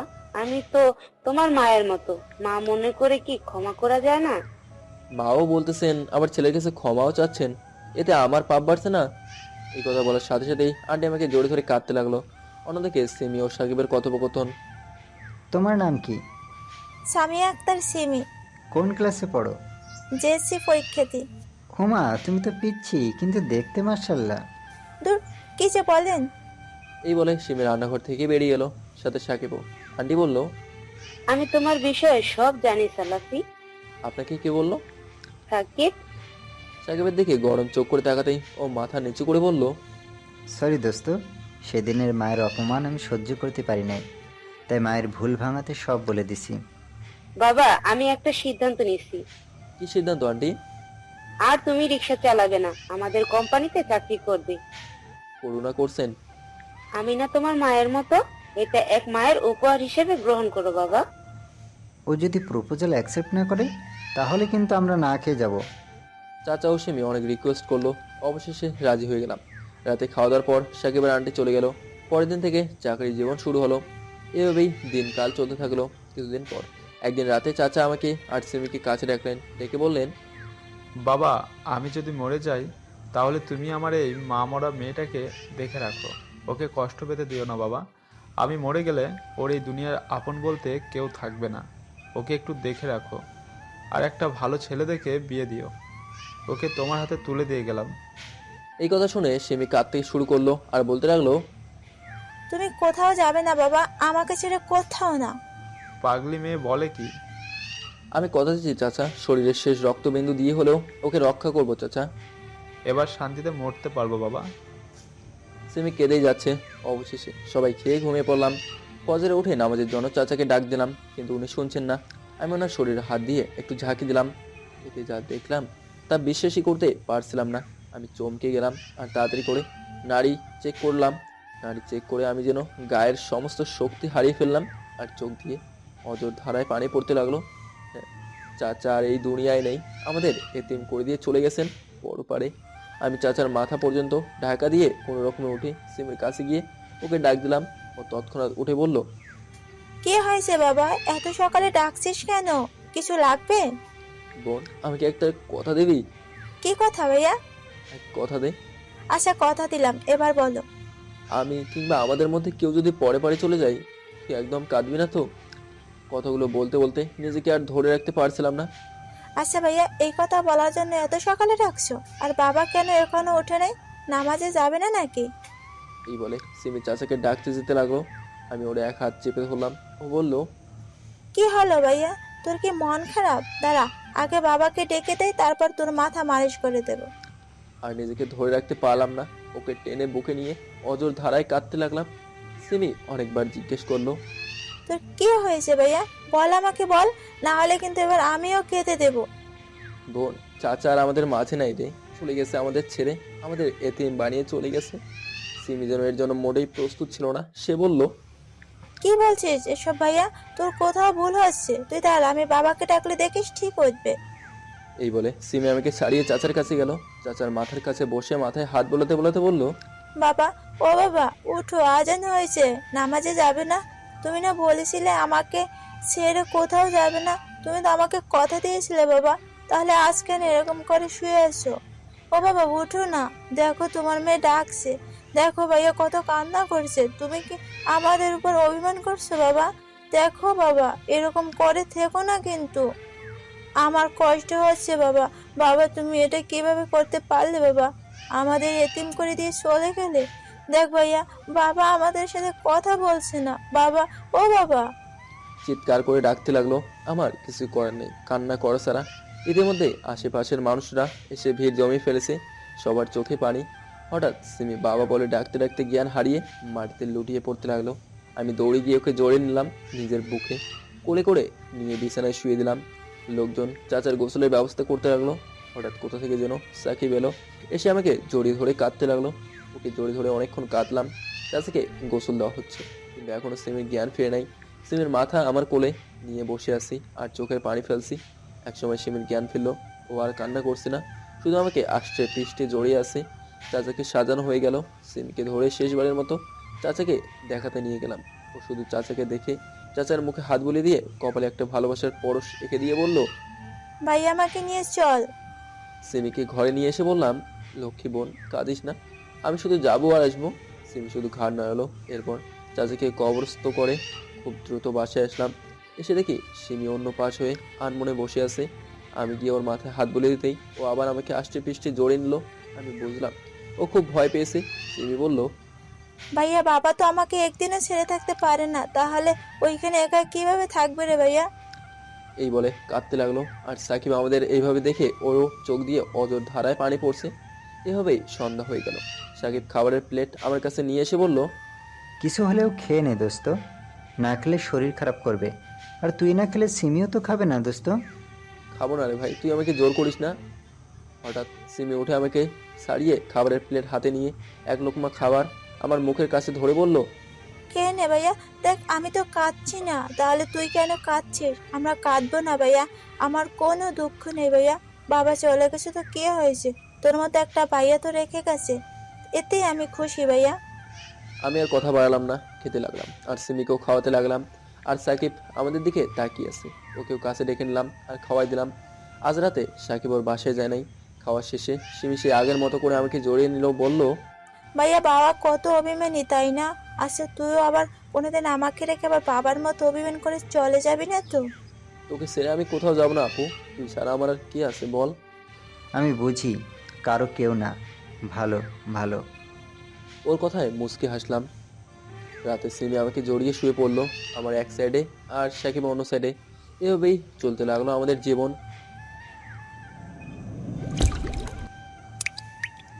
4 বছর পর আজ আমি প্রতিষ্ঠিত। অফিস, সিমি আর আমার বুকের হাজারো কষ্ট নিয়ে চলছে আমার জীবন। আর হ্যাঁ, আমি একটা বাড়ি আর একটা গাড়ি কিনেছি। সেখানে শুধু সিমি আর আমি থাকি। এতদিনে লিমা আর আপুর সাথে অনেকবার দেখা হয়েছে, প্রতিবারই অপমান ছাড়া কিছুই পাইনি। আজ সিমি বায়না ধরেছে শপিং করবে। ওকে নিয়ে শপিং মলে গিয়ে শপিং করলাম। বুঝতেই তো পারছেন, মেয়ে মানুষের শপিং। সাকিবও আসছে আমাদের সাথে। শপিং শেষে বাইরে আসতেই এমন কাউকে দেখবো আশা করিনি। আমি, সিমি আর সাকিব শপিং মল থেকে বাইরে হচ্ছিলাম। এমন সময় সামনে দেখলাম লিমা। শুধু লিমা না, ওর সাথে একটা ছেলেও। সাকিব লিমাকে জিজ্ঞেস করলো, কেমন আছিস লিমা? আলহামদুলিল্লাহ ভালো আছি। কেন, কি ভাবছিলিস কোনো বেইমানিতে মরে যাব? আরে ধুর, কি বলছিস? যা বলছি ঠিকই তো বলছি। আর এই যে দেখছিস, এ হলো আবির, আমার উড বি হাজবেন্ড। তার কথাটা শুনে খুব খারাপ লাগলো। লিমা আবার আমার দিকে তাকিয়ে বলতে লাগলো, আর কত মেয়ে জীবন নষ্ট করবি? অনেক তো হলো, এবার থাম। দেখছি নতুন কাউকে জুটিয়ে ফেলেছিস। বাহ বাহ বাহ। লিমা প্লিজ থামো। কি থামবো? হ্যাঁ, তোর মতো ছেলের জন্য আমার মুখে আর অন্য কোনো ভালোবাসা আসে না রে। তোর মতো ছেলে তো ওই কাজ, একজনকে কাঁদিয়ে চলে যাওয়া, মেয়েদের জীবন নষ্ট করা। আচ্ছা, ওই মেয়েটার কি এমন আছে যা আমার মাঝে নেই? আমাকে বলতিস, তোর বেশ্যা হয়ে থাকতাম, নিজেকে সঁপে দিতাম তোর ওই নোংরামিতে। আর এই যে মেয়ে, একে বিশ্বাস করিস না কোনোদিন, আবার তোর সর্বস্ব লুটে নিয়ে অন্যজনের পিছনে ছুটবে। ক্যারেক্টারলেস কোথাকার। কথা শেষ না হতেই লিমার গালের সজোরে দুটো থাপ্পড় পড়ে। আপনারা হোসেন কে দিছে? এই তো, হ্যাঁ, সাকিব এই লিমাকে থাপ্পড় মেরে বলতে লাগলো, আমার বন্ধুকে নিয়ে আর একটাও কথা বলবি না। আমার বন্ধু তোকে ধোকা দেয়নি, বরং তুই দিয়েছিস। আমার বন্ধুর জীবনটা নষ্ট হওয়ার পিছনে তোরও অবদান কম না। এই যে দেখছিস ছেলেটাকে, আজ 5 বছর মা বাবা থেকে বিচ্ছিন্ন, এই জন্য তুইও দায়ী। আর এই মেয়েটা ওর একমাত্র বোন, তাই কথা বললে ভেবে চিনতে বলবি। আপনি কে আমি জানি না আপু, কিন্তু একটা কথাই বলবো, আমার ভাইয়া ঠকবাজ না, চরিত্রহীন না। আমার ভাইয়ের মতো ছেলে লাখও একটা মেলে। লিমার কথাগুলো আমার কানে বাজতে লাগলো। আমি নাকি ওর শরীরকে ভালোবেসেছিলাম, আমাকে ও চরিত্রহীন ভাবতে পারলো। এসব ভাবতে ভাবতে হঠাৎ মাথা ঘুরে মাটিতে লুটিয়ে পড়লাম। লিমা সালাফি বলে দৌড়ে আমার কাছে যেতে চাইলে সাকিব ওকে আটকে দেয়। সিমি আমার মাথা কোলে নিয়ে কাঁদতে শুরু করে আর বলে, ভাইয়া ভাইয়া কি হলো তোর? আমার দিকে তাকা ভাইয়া, কথা বল আমার সাথে। আবার লিমা আমার কাছে আসতে চাইলে সাকিবকে আটকে দিয়ে বলে, খবরদার, তুই আমার বন্ধুকে ছবি না। আমার বন্ধুর জন্য আমরা আছি, আর ওর কাছ থেকে দূরে থাকবি। এরপর সাকিব গাড়ি থেকে দ্রুত পানির বোতল নিয়ে আসে আর আমার মুখে পানির ঝাপটা দিতে থাকে। একসময় আমার জ্ঞান ফিরতেই সিমি আমার সমস্ত মুখে চুমুতে ভরে দিয়ে জড়িয়ে নেয়। কিন্তু আমি একটা জিনিস দেখে অবাক, যে লিমার চোখে পানি। এরপর সিমি আর সাকিব আমাকে ধরে ওঠায়। আমি হাতের ইশারায় লিমাকে কাছে রাখলাম। ও খুব দ্রুত আমার কাছে আসে। ওকে বললাম, কোনো অপরাধ করে থাকলে মাফ করে দিয়েন, আর দোয়া করি আপনাদের বিবাহিত জীবন সুন্দর হোক। এই বলে সাকিব আর সিমি আমাকে গাড়িতে ওঠালো। কিছুক্ষণের মধ্যে বাসায় আসলাম। এভাবেই কিছুদিন কেটে গেল। ইদানিং শরীরটা কেন জানি ভালো লাগছে না, খুব অল্পতে হাঁপিয়ে যাচ্ছি, কোনো কিছুই ভালো লাগে না। তাই সিদ্ধান্ত নিলাম ডাক্তার দেখাবো। যেই ভাবা সেই কাজ, চলে গেলাম ডাক্তারের চেম্বারে। ঢুকে দেখি একটা ছোট মেয়ে খেলতেছে। ডাক্তারকে জিজ্ঞেস করে বললো ওটা নাকি ওনার মেয়ে। মেয়েটার চোখে কেমন জানি মায়া আছে। ডাক্তার জিজ্ঞেস করলো কি সমস্যা? আমার সব সমস্যার কথা শুনে উনি বললেন আপনার কি কিডনির কোনো সমস্যা আছে? আছে একটু। কি সমস্যা খুলে বলুন। ডাক্তারের জোরাজোরি শেষে সব বললাম। উনি কিছু টেস্ট দিলেন। আমি চেম্বার থেকে বেরিয়ে দেখি আপু বাইরে দাঁড়িয়ে আছে। আমি কিছু না বলে চলে গেলাম। টেস্টগুলো করালাম, এখন রিপোর্ট দেয় নাই, বসে আছি রিপোর্টের অপেক্ষায়। হঠাৎ দেখলাম লিমা কেন জানি আমার দিকে আসতেছে, হয়তো আবার অপমান করবে। তাই আমি মুখ ঘুরিয়ে অন্যদিকে ফিরিয়ে নিলাম। লিমা আমার কাছে এসে অনেকক্ষণ কথা বলতেছে না, আমিও ঘুরে তাকাচ্ছি না। হঠাৎ লিমা বলে উঠলো কেমন আছো এখন? তোমার শরীর ঠিক আছে তো? আমি ঠিক আছে, আমাকে নিয়ে ভাবতে হবে না, আপনি বরং আপনার নতুন সংসারের দিকে মন দেন। আর এখানে কেন আপনি? বাবা রিপোর্ট নিতে আসছিলাম। আর আমাকে আপনি করে বলছো কেন? আর কেনই বা উল্টো করে ঘুরে আছো? আমাকে কি তোমার মুখটা দেখার সুযোগও দিবে না? না, আমার মতো পাপের মুখ দেখলে আপনার পাপ হবে, তাই আমি চাই আপনি চলে যান। একথা বলায় রেমা দৌড়ে চলে গেল। একটু দূরে আবিরকে দেখলাম। ওর কাছে গিয়ে বললাম ভাই এটাকে দেখে রাখিস ভাই, কোনো কষ্ট দিস না। এই বলে রিপোর্ট আনতে গেলাম। অন্যদিকে আপু ডাক্তারের চেম্বারে ঢুকে জিজ্ঞেস করলো ওই ছেলেটা আসছিল কেন? আরে বইলো না, কিডনির সমস্যা দেখা দিয়েছে, আবার একটা কিডনি নাই। আপু অবাক হয়ে বলল কিভাবে? ওর মায়ের কিডনি নষ্ট হয়ে গিয়েছিল, তাই সে তার মাকে একটা কিডনি দিয়েছিল। এমন সন্তান কজনের হয় বলো? আপু এই কথা শুনে ধপ করে মাটিতে বসে পড়লো আর কাঁদতে লাগলো। ডাক্তার দ্রুত আপুর কাছে গিয়ে আপুকে জড়িয়ে ধরে বলতে লাগলো কি হয়েছে তোমার, কাঁদছো কেন? আমি ওর কাছে যাব, তুমি আমাকে ওর কাছে নিয়ে চলো। কেন, ও তোমার কি হয়? ও আমার কলিজার টুকরা ভাই হয়। আমি ওকে ভুল বুঝে দূরে সরিয়ে দিয়েছি। তুমি আমাকে ওর কাছে নিয়ে চলো না প্লিজ। তুমি চিন্তা করো না, ও রিপোর্ট নিয়ে আসতেছে। আমি রিপোর্ট নিয়ে ডাক্তারের চেম্বারে ঢুকলাম। ঢুকে দেখলাম আপু চেয়ারে বসে আছে আর কাঁদতেছে। আমি সেদিকে না তাকিয়ে সামনে এগোতে লাগলাম। হঠাৎ আপু এসে আমাকে জড়িয়ে ধরে কাঁদতে লাগলো আর বলতে লাগলো আমাকে মাফ করে দে ভাই, আমি তোকে বুঝতে পারিনি।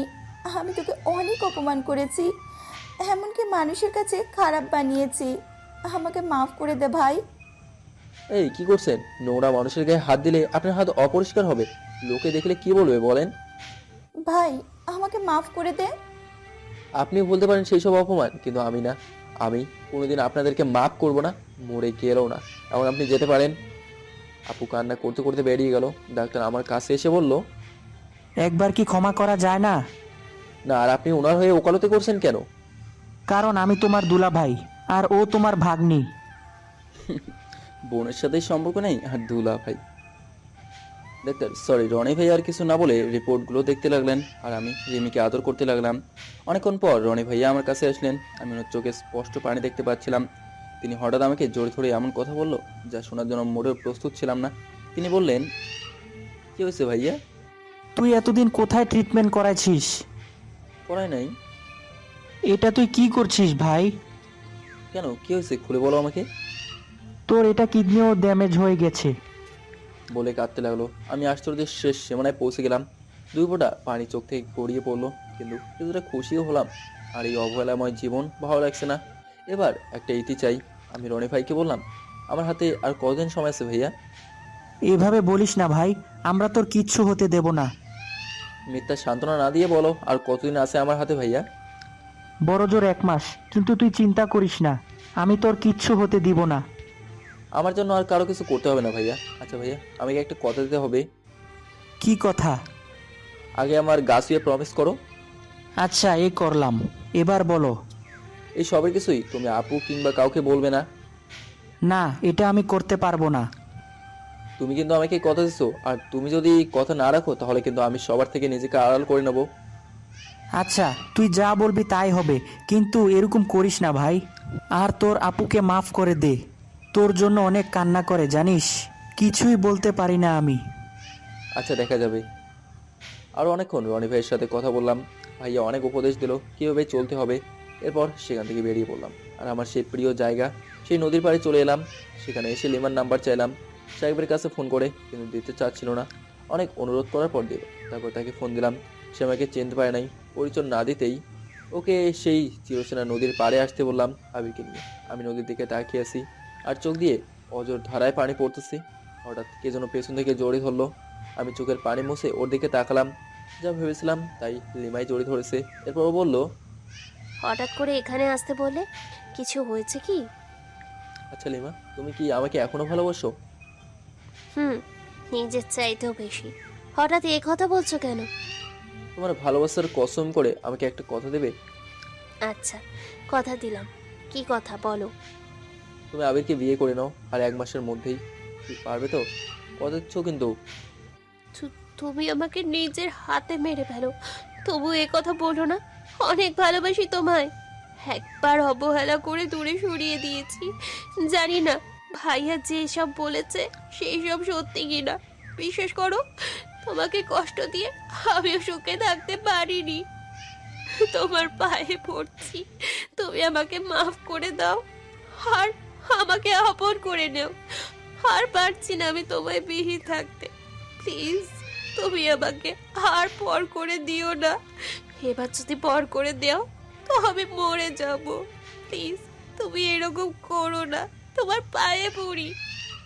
তা আর সম্ভব না লিমা। আমি তোমাকে মাফ করে দিয়েছি, কিন্তু আপন করতে পারবো না। আমি এখন অন্য একজনকে ভালোবাসি আর তাকেই বিয়ে করব। তুমি আমাকে ভুলে যাও। তুমি আমার সাথে এরকম করো না প্লিজ। আমি তোমায় ছাড়া বাঁচবো না, মরে যাবো। কিছু করার নেই, আমার হবু বউ এখন প্রেগনেন্ট। তাকে ছেড়ে আমি তোমাকে বিয়ে করতে পারবো না। এই কথা বলতে ঠাস ঠাস করে দুটো চর দিয়ে বলতে লাগলো, কি বললি? তোর হবু বউ প্রেগনেন্ট? ছোট লোক কোথাকার। আমি তোকে ভালো ভেবেছিলাম, এত অপরাধের পরেও তোকে মাফ করে দিয়েছিলাম, আর তুই এইসব বলতেছিস? ভাবছিলাম তোকে আপন করে নেব, কিন্তু না, তোর মতো চরিত্রহীনকে ভালোবাসা যায় না। আর কি বললি যেন? বিয়ে? হ্যাঁ, 1 মাসের মধ্যে বিয়ে করে তোকে দেখিয়ে দেব। আর তোর এই নোংরা মুখ আর কোনোদিন আমাকে দেখাবি না। জানি না আর কত মেয়ের জীবন তুই নষ্ট করেছিস। এইসব বলে সে চলে যেতে লাগলো। আবির আমার কাছে এসে বলল, আপনি মিথ্যা বলতেছেন ভাইয়া, আমি জানি, কিন্তু কেন মিথ্যা বলতেছেন জানি না, আর জানতেও চাই না। কিন্তু একটা কথা, লিমা আপনাকে ছাড়া ভালো থাকতে পারবে না, ও মরে যাবে। বাকিটা এখন আপনার ইচ্ছা। এই বলে সেও চলে গেল আর আমি কাঁদতে কাঁদতে বসে পড়লাম।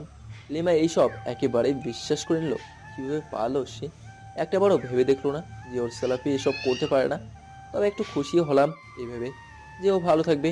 ওখানেই বসে থাকলাম এই ভেবে যে মনটা যদি একটু ভালো হয়। সন্ধ্যা হয়ে গেল, সেখানেই বসে আছি। হঠাৎ দেখি সাকিব কল দিচ্ছে, কল রিসিভ করলাম না। বেশ কয়েকবার কল দিল কিন্তু রিসিভ করে নাই। এখন রাত 8টা বাজে, সেখানেই বসে আছি। পিছন থেকে ঘাড়ে কারো হাতের স্পর্শ পেলাম। হ্যাঁ, সাকিব এসেছে। তার হতেই কাঁদো কাঁদো হয়ে বলল, বাড়ি যাবি না, নাকি এখানেই বসে থাকবি সারা রাত আর নিজের কষ্টগুলোকে আড়াল করবি আমাদের থেকে?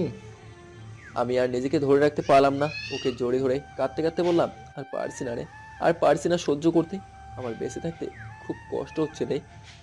চিন্তা করিস না, আল্লাহ তাআলা সব ঠিক করে দেবে। আর একদম কাঁদবি না, আজ তোর জন্য একটা সারপ্রাইজ আছে। আগে বাসায় চল। দুজনে গাড়িতে করে বাসায় চলে আসলাম। বাসায় ঢোকার সাথে সাথে সিমি আমাকে জড়িয়ে ধরে কাঁদতে লাগলো। ওকে সান্ত্বনা দিয়ে চুপ করালাম। এরপর সোফার দিকে তাকাতেই তো আমি অবাক। হ্যাঁ, আমার বাবা, মা, বোন আর রনি ভাইয়া আসছে।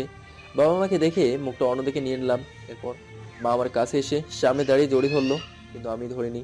মাকে সারিয়ে আবার মুখটা অন্য পাশে করলাম যাতে কেউ আমার মুখ দেখতে না পারে। এরপর মা বলল, এরকম কেন করছিস বাবা? আমরা অনেক ভুল করে ফেলেছি, তুই আমাদের মাফ করে দে। অনেক আগেই আপনাদের মাফ করে দিয়েছি। আর কেউ একজন বলেছিল আমার মুখ দেখালে নাকি তাদের মরা মুখ দেখতে হবে। আপনারা আর কেউ একজন জনসমুদ্রে বলেছিল আমি নাকি তাকেও খারাপ কিছু ইঙ্গিত করছি। তাই আপনারা আসছেন, খাওয়া দাওয়া করে যাবেন। সিমি, ওনাদের খাবারের ব্যবস্থা কর। এই বলে আমি আমার রুমে চলে আসলাম। রীতিমতো পালিয়ে আসলাম। রুমে এসে অনেক কান্না করলাম আর বলতে লাগলাম, আমাকে মাফ করে দিও তোমরা। আমার এই অল্প সময়ের জীবনে আর কাউকে জড়াতে চায় না। অন্যদিকে সাকিব, আচ্ছা, কি বললো সালাফি? কে ওকে জনসমুদ্রে অপবাদ দিয়েছে? অন্যদিকে আপু কাঁদতে কাঁদতে বলল, আমি। তুমি এটা কিভাবে পারলে নিজের ভাইকে সবার সামনে ছোট করতে? ব্যাস, আপনাদের নাটক শেষ হলে এবার আসতে পারেন। অনেক কিছু বলেছেন আপনারা, আর কিছু শুনতে চাই না। জানেন আন্টি, আমার ভাই একদিনও খাটে ঘুমায় না, ফুলেরও ঘুমায়। আর বলে যে খাটে নাকি ঘুম আসে না, কিন্তু আজ বুঝলাম ভাইয়া কেন খাটে ঘুমায় না। আর আপনারা সেই মানুষটাকে এত কষ্ট দিয়েছেন। জানেন সেদিন মার খেয়ে এসো আপনার কথা একবারও বলে নাই আপু, বলছে নাকি অ্যাক্সিডেন্ট করেছে। বাবা মা আপু আর কিছুক্ষণ কান্না করে চলে গেল। কিছুদিন থেকে লক্ষ্য করতেছি সাকিব কেন জানি আর আমার বাসায় আসে না, আবার সিমিও কেন জানি মনমরা হয়ে থাকে। রাতে বাসায় এসে সিমিকে ডাক দিলাম। ও এসে আমার পাশে বসলো আর বলল, কি হয়েছে ভাইয়া? আচ্ছা তোর কি হয়েছে বলতো, আর সাকিব কেন এখন আসে না? তোদের কি হয়েছে সত্যি করে বলবি? সিমি কাঁদতে কাঁদতে আমাকে জড়িয়ে ধরে বলতে লাগলো, ভাইয়া আমরা দুজনকে খুব ভালোবাসি, আমরা তোমাকে জানাইনি ভাইয়া, আমাকে মাফ করে দিও। কয়েকদিন আগেও এসে বললো ও নাকি স্বপ্ন দেখছে আমার সাথে বিয়ে হওয়ার জন্য, তুমি কোথায় হারিয়ে যাচ্ছ, তাই আমাকে অ্যাভয়েড করতেছে। আমি পারবো না ওকে ছেড়ে বাঁচতে ভাইয়া। তোর পাগলি, চিন্তা করিস না, সব ঠিক হয়ে যাবে। তারপরও সিমি জড়িয়ে ধরে কাঁদতে এসে একসময় কাঁদতে কাঁদতে ঘুমিয়ে পড়লো আমার বেডেই। এরপর আমি ফ্লোরে শুয়ে পড়লাম। পরের দিন অফিসে গিয়ে আমার কেবিনে বসে আছি। সাকিব আমার কেবিনে ঢুকে যা বললো তা শুনে আমি কাঁদতে লাগলাম। সাকিব আমার কেবিনে ঢুকে শান্ত গলায় বলল, সালাফি, তোর সাথে আমার কিছু গুরুত্বপূর্ণ কথা আছে। বল। আমি কালকের ফ্লাইটে দেশের বাইরে যাচ্ছি। কেন? এমনি, দেশের ভালো লাগতেছে না। এটাই কারণ নাকি অন্য কারণ আছে? অন্য কোনো কারণ নাই। কার জন্য যাচ্ছিস? এই কথা বলার সাথে সাথে সাকিব এসে আমাকে জড়িয়ে ধরে কাঁদতে লাগলো আর বলল, আমার ভুল হয়ে গেছে ভাই, আমাকে মাফ করে দে। নিজের অজান্তেই সিমিকে ভালোবেসে ফেলেছি। আমি চাইলে তোর পা পর্যন্ত ধরে সিমিকে ভিক্ষা চাইতাম, কিন্তু যখন স্বপ্নে দেখলাম তুই অনেক দূরে চলে যাচ্ছিস, তখন নিজেকে ধরে রাখতে পারি নাই। লাগবে না আমার ভালোবাসা, আমার বন্ধু থাকলে যথেষ্ট। আরও চোখের সামনে থাকলে ভুলে থাকতে পারবো না রে, তাই চলে যাচ্ছি। আর তুই থেকেও যদি আমি চলে যাই তোদের থেকে অনেক দূরে, তখন কি করবি? মানে? কিছু না, আয় আমার সাথে। এই বলে সাকিবকে সাথে নিয়ে বাসায় আসলাম। এসে দেখি সিমি ব্যালকনিতে দাঁড়িয়ে আছে আর মনে ওকে ডাকতেই ও আমার সামনে আসলো। সাকিবকে দেখে চোখ নামিয়ে নিল। সাকিবের দৃষ্টিও নিচে দেখি। এরপর সাকিবকে সিমির কাছে নিয়ে এসে সিমিকে সাকিবের হাতে তুলে দিয়ে বললাম, সাকিব তুই আমার বেস্ট ফ্রেন্ড, আমার ভাই, আমার কলিজা, আমার বোনটাকে দেখে রাখিস, ওকে কোনো কষ্ট পেতে দিস না। বাবা মা মরা, বোন আমার জীবনে অনেক কষ্ট পাইছে রে, আমি না থাকলে অনেক, ওকে আগলে রাখিস। এই কথা বলতেই সিমি আমাকে জোরে ধরে কাঁদতে লাগলো আর বলল, তুই কোথায় যাবি হোম? কোথায় যেতে পারবি না আমাকে ছেড়ে। তুই যেখানে যাবি আমাকেও নিয়ে যাবি, তোকে ছাড়া আমি থাকতে পারবো না রে ভাইয়া। তোর পাগলি কোথাকার, আমিও কি তোকে ছাড়া থাকতে পারি বল? এভাবেই 2 দিন কেটে গেল। এখন সিমি আর সাকিব চুটিয়ে প্রেম করছে। একদিন রাতে খুব খারাপ লাগছিল, সিমিকে ডাক দিলাম, কিন্তু ও সাকিবের সাথে কথা বলায় ব্যস্ত। একসময় কষ্ট সহ্য করতে না পেরে ফ্লোরে পড়ে গেলাম। কিছু সময় পর সিমি সাকিবের কল কেটে দিয়ে এসে আমাকে ফ্লোরে পড়ে থাকতে দেখে জড়িয়ে ধরে কাঁদতে থাকে এবং তৎক্ষণাৎ হাসপাতাল নিয়ে আসে। রনি ভাই চেক করতে থাকে। একসময় আমার জ্ঞান ফিরে আসে। রনি ভাইকে জিজ্ঞেস করলাম, আর কতদিন ভাইয়া? রনি ভাই আমাকে জড়িয়ে ধরে কাঁদতে কাঁদতে একসময় আমাকে ছেড়ে দিয়ে চলে যায়। বুঝে গেলাম আর বেশি দিন নাই। অন্যদিকে সাকিব সিমির কাছে সব শুনে ঠাস ঠাস করে চর মেরে দিয়ে বলে, তোমার জন্য আজ আমার ভাইকে আমি হারাতে বসছিলাম। লাগবে না আর তোকে আমার জীবনে আমার বন্ধুই যথেষ্ট। এই বলে সাকিব আমার কাছে এসে আমাকে জড়িয়ে ছোট বাচ্চার মতো কাঁদতে থাকে। সিমি কেবিনে প্রবেশ করে কেমন অপরাধের মতো আমার দিকে তাকিয়ে আছে আর চোখের পানি ফেলছে। ওকে হাতের ইশারায় কাছে ডাকলাম। ও আমাকে জড়িয়ে ধরে বলতে লাগলো, আমাকে মাফ করে দে ভাইয়া, আমি আর কোনোদিন এরকম করব না, আমি আর ফোন ব্যবহার করব না, আমাকে মাফ করে দে ভাইয়া। আমি এইসব কিছুর জন্য দায়ী, আমি তোর খেয়াল রাখতে পারলাম না ভাইয়া, আমি তোর ভালো বোন হতে পারলাম না। ওকে এক হাত দিয়ে জড়িয়ে ধরে অন্য হাত দিয়ে সাকিবকে ডাকলাম। সেও আমাকে জড়িয়ে ধরলো। তাদেরকে বললাম, আমি যদি না থাকি তবুও তোরা কষ্ট পাবি না, সুখে থাকবি, তোদের সুখেই আমি খুশি হব। আচ্ছা আমি যদি তোদের ছেড়ে অনেক দূর চলে যাই, তোরা কি আমাকে ভুলে যাবি? এই কথা শুনে সিমি আর সাকিব আমাকে জোরে ধরে কাঁদতে লাগলো। কোনো কথাই বলছে না। আব্বা মা বোনও আমার অসুস্থতার কথা শুনে এসেছে। তারাও অনেক কাঁদছে, মাপ চাইছে, কিন্তু কোথাও কথা বলে নাই। অবশেষে তারা চলে গেছে। 2 দিন পর হাসপাতাল থেকে বাসায় আসছি।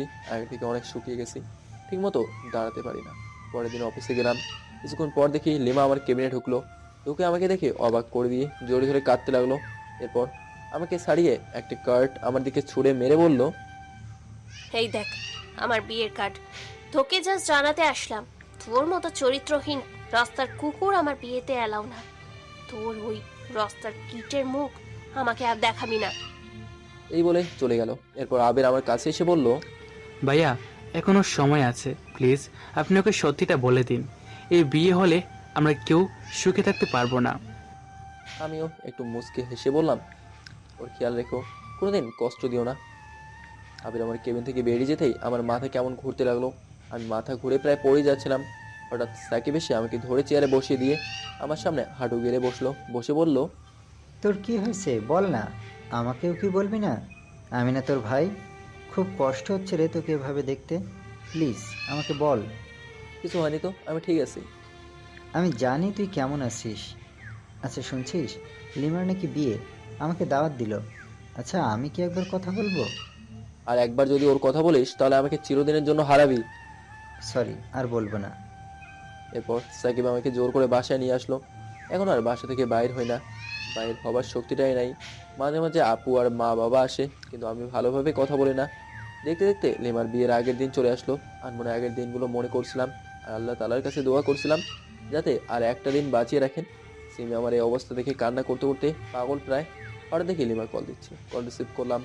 আমি কথা বলার কোনো শক্তি পাচ্ছিলাম না। লিমা কাঁদতে কাঁদতে বলল, আজ আমার গায়ে হলুদ। জানো, অনেক স্বপ্ন ছিল আজকের দিনটা নিয়ে, কিন্তু তার হতে দিলে না। আচ্ছা, শেষবারের মতো কি একবার আসবা? তোমাকে দেখতে খুব ইচ্ছে করছে। না করো না প্লিজ। আমি আর সহ্য করতে পারছিলাম না, তাই কলটা কেটে দিলাম। এরপর সাকিবকে কল দিলাম। সাকিব খুব দ্রুত চলে আসলো। এরপর সিমি আর ওকে নিয়ে বেরিয়ে পড়লাম। গন্তব্য লিমাকে একটা নজর শেষবারের মতো দেখা। লিমাদের বাসায় পৌঁছে দেখি আপু, রনি ভাই, বাবা, মা সবাই একসাথে। আমি গিয়ে গায়ে হলুদের স্টেজের সামনে একটা চেয়ার নিয়ে বসলাম। এরপর একটা মেয়ে আমার কাছে গিয়ে কথা বলতে লাগলো। বুঝলাম মেয়েটা খুব মিশুক। লিমা আমাকে দেখছিল। এরপর লিমা হঠাৎ সেখান থেকে নেমে আসলো, এসে ঠাস ঠাস করে চড় মারতে লাগলো। চড়ের গতি এতটা বেশি ছিল যে সহ্য করতে না পেরে আমি মাটিতে পড়ে গেলাম। সেখানে সিমি আর সাকিবও ছিল না। এরপর লিমা যা বললো তা শুনে সেখানেই মরে যাওয়ার ইচ্ছে করছিল। জানোয়ার চরিত্রহীন লম্পট, এত কিছুর পরেও তোকে অনেক ভালোবেসেছিলাম। আমাকে ধোকা দেওয়ার পরেও তোকে মাফ করেছিলাম, আপন করে নিতে চেয়েছিলাম। কিন্তু তুই কি করলি? অন্য একটা মেয়ের সাথে প্রেম করে বিয়ের আগেই মেয়েটার সাথে খারাপ কাজ করলি, যার ফলে মেয়েটা আজ প্রেগনেন্ট। আর সেই মেয়েটাকেও ছেড়ে অন্য একটা মেয়ের সাথে লুতুপুতু করতে তোর লজ্জা করে না? ধুর, আমি কি বলছি, তোর মতো চরিত্রহীন রাস্তার কুকুরের আবার লজ্জা আছে নাকি? শেষবারের মতো দেখার জন্য একটু ঠেহাচ্ছিলাম, কিন্তু তোকে ঢাকাই আমার বড় ভুল হয়ে গেছে। এক্ষুনি তুই আবার বাসা থেকে বেরিয়ে যা। কোনো রাস্তার কুকুরের জায়গা আমার বাসায় নাই। আপু, তুমি সম্পূর্ণটা আগে শোনো। আর কোনো কিছু বলা বা বোঝার দরকার নাই। আমি দাঁড়াতে পারছিলাম না, মাথা কেমন জানি করছিল। আমি দাঁড়াচ্ছি না বলে লিমার ভাই দারোয়ান ডাকতে লাগলো। হঠাৎ কোথা থেকে রনি ভাইয়া এসে লিমার গালে সজোরে ঠাস করে একটা চড় মারলো। আর একটা মারতে চাইলে আমি বসা অবস্থায় রনি ভাইয়ের হাত ধরলাম। রনি ভাইয়া হাঁটু গেড়ে বসে আমাকে ধরলো। এরপর বলল, আজকের জন্য তোমাকে অনেক কাঁদতে হবে, সারা জীবন কাঁদবে, কিন্তু কোনো লাভ হবে না। আর দারোয়ান ডাকতে হবে না, আমি সালাফিকে নিয়ে যাচ্ছি। এই কথা বলে রনি ভাই আমাকে দাঁড় করিয়ে নিয়ে যাচ্ছিল, কিন্তু একাই পারছে না, পড়ে যেতে চাচ্ছি। হঠাৎ আপু এসে আর একটা হাত ধরলো। আমি তাকে শুধু একটা হাসি দিলাম আর লিমাকে বললাম, আমাকে মাফ করে দিয়েন, আপনার সাথে অনেক অন্যায় করছি, প্রতারণা করছি, অনেক কষ্ট দিচ্ছি আপনাকে, হয়তো আর কোনোদিন মাপ চাওয়ার সুযোগ পাবো না, মাফ করে দিয়েন। আপু আর রনু ভাইয়া আমাকে আমার গাড়ির কাছে নিয়ে আসলো, গাড়িতে বসিয়ে দিল। আপু গাড়ি থেকে নেমে যাচ্ছিল। আমি আপুর হাতটা ধরলাম আর কাছে নিয়ে এসে জোরে ধরে বললাম, আপু জানিস আজ কতদিন পর তোকে আপু বলে ডাকলাম?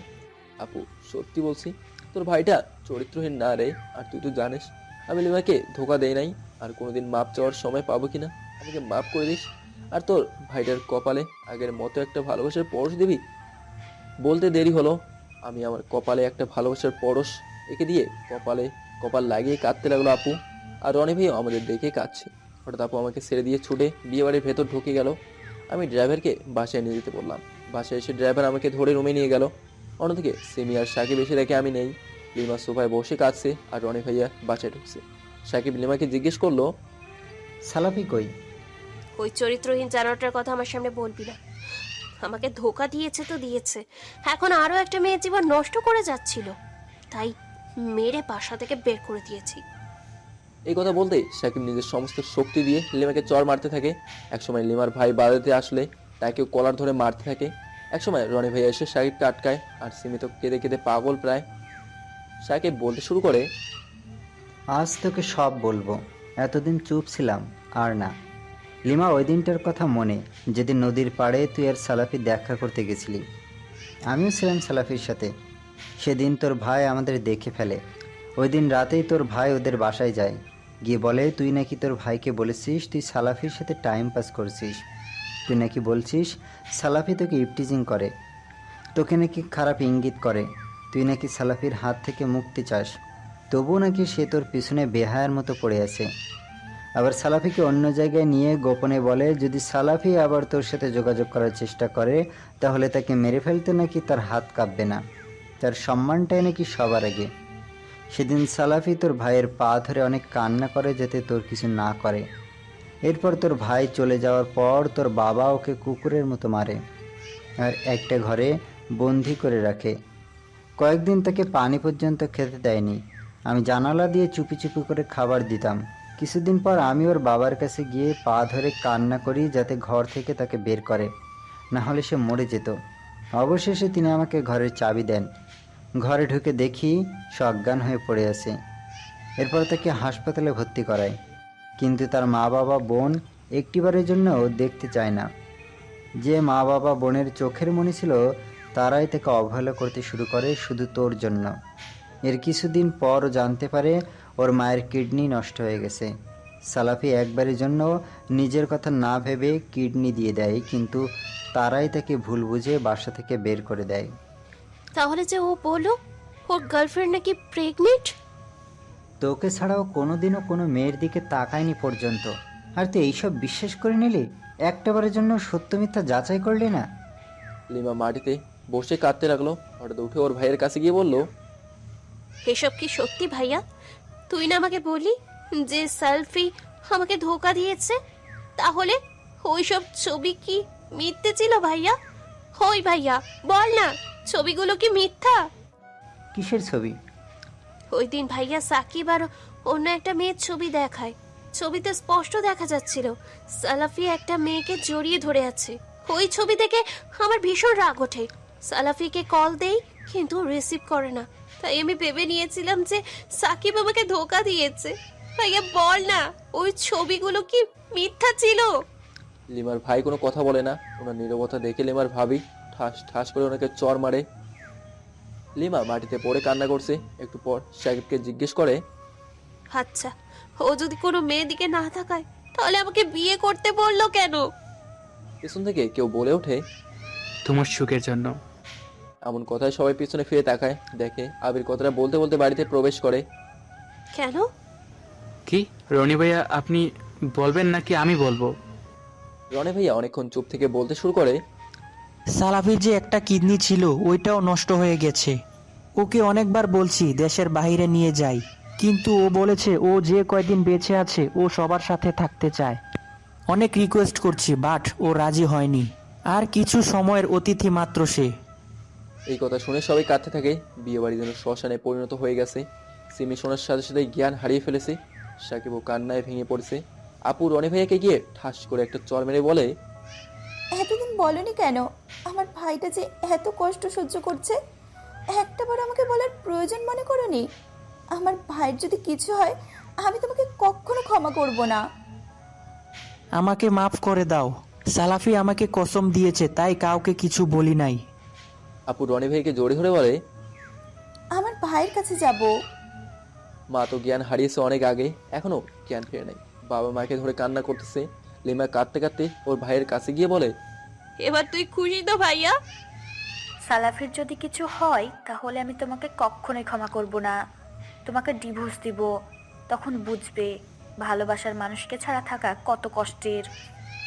এদিকে সাকিব কল করেই যাচ্ছে, কিন্তু আমার ফোন রিসিভ করার শক্তি নাই।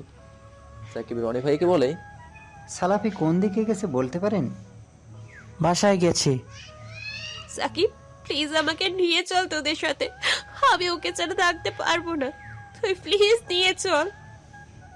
লিমা সাকিবের পা ধরে কাঁদতে কাঁদতে বলে, অবশেষে সবাই গাড়ি নিয়ে সবাই বাসায় চলে আসে। সাকিব সিমিকে কোলে নিয়ে দৌড়ে আমার রুমে আসে। আমার রুমে আসতেই আমাকে দেখে, চিৎকার দিয়ে দৌড়ে আমার কাছে এসে আমার মাথা কোলে নিয়ে কাঁদতে থাকে। এই সালাফি ওঠ, দেখ আমি এসে গেছি। সব আমাকে বলতে পারলি, আর এই কথাটা আমাকে বললি না। এই সালাফি, আমার দিকে তাকা, দেখ দেখ তোর ভাই চলে আসছে, আমি তোর কিচ্ছু হতে দেবো না। সাকিব সিমিকে কোলে নিয়ে রুমে এসে দেখে আমি ফ্লোরে পড়ে আছি আর মরণ যন্ত্রণায় কাতরাচ্ছি। সাকিব সিমিকে কোনো রকম বিছানায় শুয়ে দিয়ে আমার কাছে দৌড়ে আসে, আমার মাথা কোলে নিয়ে চিৎকার করে আমাকে ডাকতে থাকে আর কাঁদতে কাঁদতে বলে, আমি কিছু বলতে চাচ্ছি না, তুই কিছু বলতেও পারছি না, জি বলতে যাচ্ছে। ইতিমধ্যে সবাই রুমে এসে গেছে। রিমা আমার অবস্থা থেকে দৌড়ে আমার কাছে এসে সাকিবের কোল থেকে মাথাটা নিজের বুকে জড়িয়ে নিয়ে কাঁদতে লাগলো আর বলতে লাগলো, হই, তোমার কি হয়েছে বলো, আমাকে বলো, কোথায় কষ্ট হচ্ছে? দেখো, আমি এসে গেছি, আর তোমার কষ্ট হবে না। আমি তোমাকে অনেক কষ্ট দিয়েছি, প্লিজ আমাকে মাফ করে দাও, আমাকে ছেড়ে যেও না। তুমি না বলেছিলা আমরা বিয়ে করব, আমাদের একজন রাজকন্যা হবে, আমরা তাকে নিয়ে সারা দিন মজা করব। তবে আজ কেন আমাকে ছেড়ে চলে যেতে চাচ্ছ? প্লিজ আমাকে একা রেখে যেও না।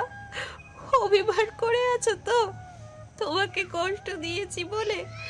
আচ্ছা, যত পারো আমাকে মারো, তবুও আমাকে জিন্দা লাশ বানিয়ে চলে যেও না, আমি সইতে পারবো না। তুমি তো আমাকে কথা দিয়েছিলে আমাকে ছেড়ে যাবে না, তাহলে আজ কেন এত নিষ্ঠুর হচ্ছ? এইসব বলে লিমা কাঁদতে লাগলো। আমি সাকিবকে হাতের ইশারায় টেবিলের উপর দেখিয়ে দিলাম। হ্যাঁ, আমি বাসায় এসেই সবার উদ্দেশ্যে একটা চিঠি লিখেছি। সাকিব চিঠিটা হাতে নিল, ওইদিকে আপু অজ্ঞান হয়ে আছে আর রনি ভাই আপুকে ধরে আছে। সাকিব যখন চিঠিটা খুলতে যাবে তখন আবির এসে বলল, এখন চিঠি পড়ার টাইম নাই, আপনি সালাফি বাইকে দৌড়ুন, হাসপাতালে নিতে হবে। আবির আর সাকিব আমাকে নিয়ে দ্রুত গাড়িতে উঠলো। রনি ভাইয়ের সহ সবাই অন্য গাড়িতে উঠলো। আমাদের সাথে সিমিও আছে। সিমের কারো জানি জ্ঞান ফিরছে না, সাকিব কি করবে ভেবে পাচ্ছে না। একদিকে বন্ধু, অন্যদিকে ভালোবাসা। হাসপাতালে এসে সাকিব কোলে করে দ্রুত আমাকে নিয়ে ভেতরে যায়। রনি ভাই আগেই ওটি তৈরি রাখতে বলেছিল, তাই দ্রুত আমাকে ওটিতে নেওয়া হয়। আবির সিমিকে অন্য ডাক্তার দেখিয়ে স্যালাইন পুশ করে রাখে। রনি ভাই ওটিতে ঢুকতে যায়। কিছুক্ষণ পর সিমির জ্ঞান ফিরে, ও পাগলের মতো করতে থাকে। সাকিব ওকে বুকে শক্ত করে জড়িয়ে ধরে আসে, কিন্তু কোনো কাজ হচ্ছে না। গোটা হাসপাতাল ওর কান্নায় কাঁপছে, কেউ ওকে আটকাতে পারছে না। রনি ভাই ওটিতে ঢুকে দেখে আমি কিছু একটা বলতে চাচ্ছি, তখন রনি ভাই একটা কলম আর খাতা এনে দেয়। আমি জাস্ট লিখতেই কলম হাত থেকে পড়ে গেল। রনি ভাই দ্রুত বাইরে এসে বলে, সিমি দ্রুত আসো, তোমার ভাইয়া তোমাকে দেখতে চাচ্ছে। সিমি দ্রুত ওটির ভেতরে প্রবেশ করে দেখে আমি বেডে শুয়ে কাতরাচ্ছি। সিমি দৌড়ে আমার কাছে এসে বুকে জড়িয়ে ধরে কাঁদতে লাগলো। এমনভাবে কাঁদছে যে কিছুই বলতে পারছে না। কাঁদতে কাঁদতে আবার বেহুশ হয়ে পড়লো। সাকিব ওকে ধরে বাইরে এনে চোখে পানি দিতেই আবারও জ্ঞান ফেললো, কিন্তু এবার আর চিৎকার করছে না। সাকিবের কোলে ছোট বাচ্চার মতো শুয়ে একদিকে তাকিয়ে আছে আর চোখ দিয়ে পানি পড়ছে অন্যদিকে। রনি ভাই আমার বিভিন্ন টেস্ট করছে আর কিডনির ব্যবস্থা করছে। হঠাৎ সাকিবের চিঠিটার কথা মনে পড়লো। চিঠিটা বাইর করে আবিরকে দিল পরে শোনাতে, কারণ ওর পড়ার শক্তি নাই। আবির চিঠিটা পড়তে লাগলো। চিঠিতে লিখছিলাম, সবাই আমার সালাম নেবেন, আশা করি ভালো আছেন, এরপর থেকে আরও ভালো থাকবেন, কারণ আজকের পর থেকে আর এই কুলাঙ্গারটার মুখ দেখতে হবে না। আব্বা, আম্মা, আমাকে মাফ করে দিও। আমি আপনাদের অনেক কষ্ট দিয়েছি, আপনাদের সম্মান নষ্ট করেছি, আপনাদের অন্যের সামনে ছোট করেছি, কিন্তু আব্বা আমি কোনোদিন আপনাদের সম্মান নষ্ট করতে চাইনি। আপনাদের আমি নিজের জীবনের চেয়েও ভালোবাসি। আপনারা আপু, সাকিব আর লিমাই ছিলেন আমার পৃথিবী, কিন্তু সাকিব ছাড়া সবার কাছে আমি অপমান, অবহেলা ছাড়া কিছুই পাইনি আব্বা। আচ্ছা, সেই বয়সে তো সবাই ভুল করে, আমি মনে হয় করেছিলাম, তাই বলে কি আমি এতটা অবহেলা আমার প্রাপ্য ছিল? জানো আব্বা, আপু না আমাকে সবার সামনে চরিত্রহীন বানিয়েছে, সবার হাতে মার খাইয়েছে। মানুষের মার যতটা গায়ে লাগছিল তার চেয়ে বেশি লেগেছিল তার কথাগুলো। যে বোনকে আমি নিজের মায়ের সম্মান দিয়েছিলাম, সেই বোন বলে রাস্তায় নাকি আমি ওকে টিজিং করছি। আচ্ছা যাই হোক, তোমাদের তো সারা জীবন দিতে পারি নাই। আমার আলমারিতে তোমার জন্য একটা পাঞ্জাবি আর মায়ের জন্য একটা বোরকা রেখেছি। প্লিজ আমার মরায় খাটিয়ায় গাড়ি নেওয়ার আগেই সেই পাঞ্জাবিটা পরে নিয়েন। ও বাবা, বলো না পড়বে, পড়বে তো বাবা? প্লিজ তোমার এই লম্পটটার শেষ উপহারটা রেখো, আর সেখানে কিছু টাকা আছে, আমার মরার কাপড় কেনো, আর বাকি টাকা দিয়ে গরিব দুঃখীকে সাহায্য করিও। আর ওই যে সিমি, ও আমার খুব আদরের বোন, ওকে আগলে রেখো। নিজের আর একটা মেয়ে মনে করে রেখে দিও। আর আপু, আমি সত্যি চরিত্রহীন না রে, তোকেও তো কিছু দিতে পারে নাই। আমার আলমারিতে তোর মেয়ের জন্য একটা লকেট রেখেছি, প্লিজ তোর এই চরিত্রহীন ভাইটার শেষ উপহারটা তোর মেয়ের গলায় পরিয়ে দিস।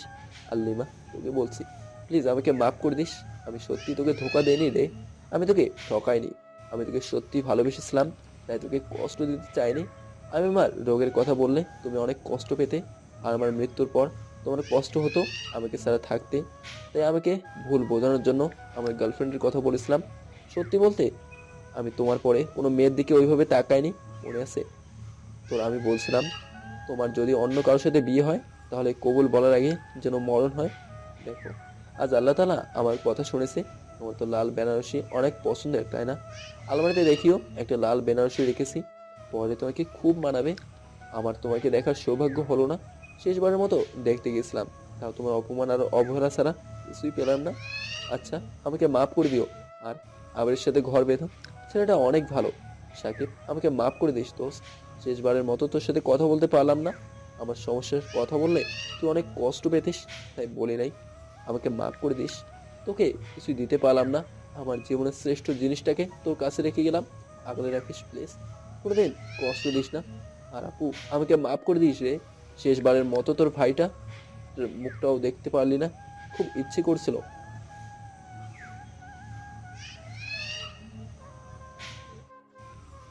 শেষবারের মতো তোর মুখটাও দেখতে খুব ইচ্ছে করছিল, কিন্তু আল্লাহ তাআলা সেই সুযোগ দিল না রে। ভালো থাকিস, আর পাগলামি করিস না, আমি সবসময় তোর পাশেই আছি। আমার জন্য একটু দোয়া করিস, আর কাঁদবি না কিন্তু, নাহলে আমি কষ্ট পাবো। তুই কি চাস তোর ভাইয়ের কষ্ট পাক? যাই হোক, ভালো থাকিও সবাই, আর আমার জন্য একটু দোয়া করবেন সবাই। আল্লাহ হাফিজ। আসসালামু আলাইকুম। সবাই কাঁদতে লাগলো, কান্নার আওয়াজে হাসপাতাল শ্মশানে পরিণত হয়ে গেছে। সিমি কান্না করতে করতে সাকিবের কোলে ঘুমিয়ে গেছে। কিছুক্ষণ পর রনি ভাই চোখে পানি নিয়ে ওটি থেকে বেরিয়ে পড়লো। সালাফিকে বাঁচাতে হলে একটা কিডনির দরকার, কিন্তু কিডনি কোথাও পাওয়া যাচ্ছে না। লিমা দৌড়ে গিয়ে রনি ভাইয়ের পা ধরে কাঁদতে কাঁদতে বলল, ভাইয়া, আমার থেকে একটা কিডনি নিয়ে নেন। ওর আর আমার রক্তের গ্রুপ এক, প্লিজ আপনি না করবেন না।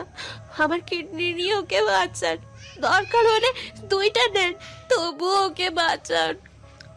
রনি ভাইয়া কোনো উপায় না পেয়ে লিমার কথায় রাজি হয় এবং তাকে নিয়ে ওটিতে ঢুকে। অনেকক্ষণ কোনো খবর নাই, সবাই বাইরে কাঁদছে। রনি ভাই কান্না করতে করতে অটি থেকে বের হয়ে হাঁটু গেড়ে বসে পড়লো। সাকিব দৌড়ে তার কাছে গিয়ে বলে, সালাফের কি খবর ভাইয়া? রনি ভাই কোনো কথাই বলছে না, শুধু কাঁদতেছে। ভাইয়া বলেন না, সালাফের কি অবস্থা? ও ঠিক আছে তো? আমাকে তোমরা সবাই মাফ করে দিও, আমি ওকে বাঁচাতে পারি নাই। এই কথা বলে রনি ভাই হাউমাউ করে কাঁদতে লাগলো। সাকিবের মুখ দিয়ে কোনো কথাই বলছে না। আপু এসে রনি ভাইকে ঠাস ঠাস করে চড় মারতে মারতে বলতে লাগলো, তুমি মিথ্যে বলছো তাই না? বলো, তুমি মিথ্যে বলছো? তুমি মজা করছো? এই কথা বলছো না কেন? তুমি আমার ভাইকে মেরে ফেলেছো, তুমি খুনি। তুমি আমার ভাইকে এনে দাও, তুমি আমার ভাইকে এনে দাও, আমি কিচ্ছু শুনতে চাই না।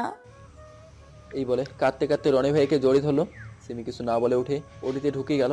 সাকিব সিমিকে আটকাতে চাইলো, কিন্তু পারলো না। সিমি ওটিতে ঢুকে দেখে আমার গোটা শরীর কাপড়ে মোড়ানো। সিমি শান্তভাবে আমার মাথার কাছে বসে আমার মাথাটা কোলে নিয়ে কপালে একটা ভালোবাসার পর শিখে দিয়ে বলল, ভাইয়া তুই ঘুমাচ্ছিস? আচ্ছা ঘুমা, আমি তোর মাথা টিপে দিচ্ছি। দেখো আমার ভাইয়া ঘুমাচ্ছে, আর রনি ভাইয়া কি সব উল্টো পাল্টা বলছে। কেউ আমার ভাইয়াকে ডিস্টার্ব করবে না। ভাইয়া ঘুম থেকে উঠলে আমার সাথে কথা বলবে, আমার লক্ষ্মী বা। আর কিছু বলতে পারলো না, বেড থেকে পড়ে যেতে লাগলো। সাকিব দৌড়ে গিয়ে ধরলো, এরপর আমাকে বাসায় নিয়ে আসা হলো, গোসল করানো হলো। শেষ গোসলটা সাকিব দিল, আমাকে খাটে ওঠানো হলো। বাবা আজকে আমার দেওয়া লাল পাঞ্জাবি পরেছে। আমাকে শেষবারের মতো সবাই দেখতে লাগলো। সাকিব সিমিকে ধরে আমার খাটের কাছে নিয়ে আসলো। সিমি আমাকে দেখে আমার খাটের ওপর হুমড়ি খেয়ে বলতে লাগলো, ভাইয়া, ও ভাইয়া, আমার সাথে কথা বলবি না? সবার মতো আমার উপর ওকে রাগ করে থাকবি? আমি কি করছি বল? তুই না আমাকে নিজের জীবনের চেয়ে বেশি ভালোবাসিস, পারবি আমাকে ছেড়ে থাকতে? ও ভাইয়া কথা বল না, আমি তোকে ছাড়া থাকতে পারবো না রে ভাইয়া, আমাকে ছেড়ে যাস না রে ভাইয়া, তোকে ছাড়া আমি বাঁচতে পারবো না, আমি মরে যাব। তুই না কথা দিয়েছিলি আমাকে ছেড়ে কোথাও যাবি না, তাহলে আজকে এত স্বার্থপর হচ্ছিস? ভাইয়া তুই ওঠ, আমার এই সব ছেড়ে অনেক দূরে চলে যাব ভাইয়া। এ ভাইয়া, ভাইয়া বলে চিৎকার দিতেই সাকিব সিমিকে জড়িয়ে ধরে বলে, কি হয়েছে তোমার? বলো আমাকে, বলো। ভাইয়া আমাকে ছেড়ে চলে যাচ্ছে। তোমরা আমার ভাইকে নিয়ে যেও না, আমি থাকতে পারবো না ভাইয়াকে ছাড়া। ধুর পাগলি, সালাফের কিচ্ছু হয়নি, ওর অপারেশন চলছে, তুমি খারাপ স্বপ্ন দেখছো। সিমি দেখে সত্যি তো। সিমি সাকিবকে জোরে ধরে কাঁদতে থাকে। কিছুক্ষণ পর রনি ভাইয়া হাসি মুখে ওটি থেকে বেরিয়ে এলে সাকিব আর সিমি রনি ভাইয়ের কাছে গিয়ে বলে, সালাফের কি অবস্থা ভাইয়া? আমার ভাইয়া ভালো আছে তো? সেলফি এখন বিপদমুক্ত। আমি আমার ভাইয়াকে দেখবো, তোমরা আমার ভাইয়ের কাছে নিয়ে চলো। একটু পর বেডে শিফট করব, জ্ঞান ফিরলে দেখা করিও। লিমা কেমন আছে ভাইয়া? একটু সমস্যা হয়েছিল, কিন্তু এখন ভালো আছে। একটু পর আমাকে আর লিমাকে একই রুমে শিফট করা হয়েছে, দুইটা বেডে একখানে করে।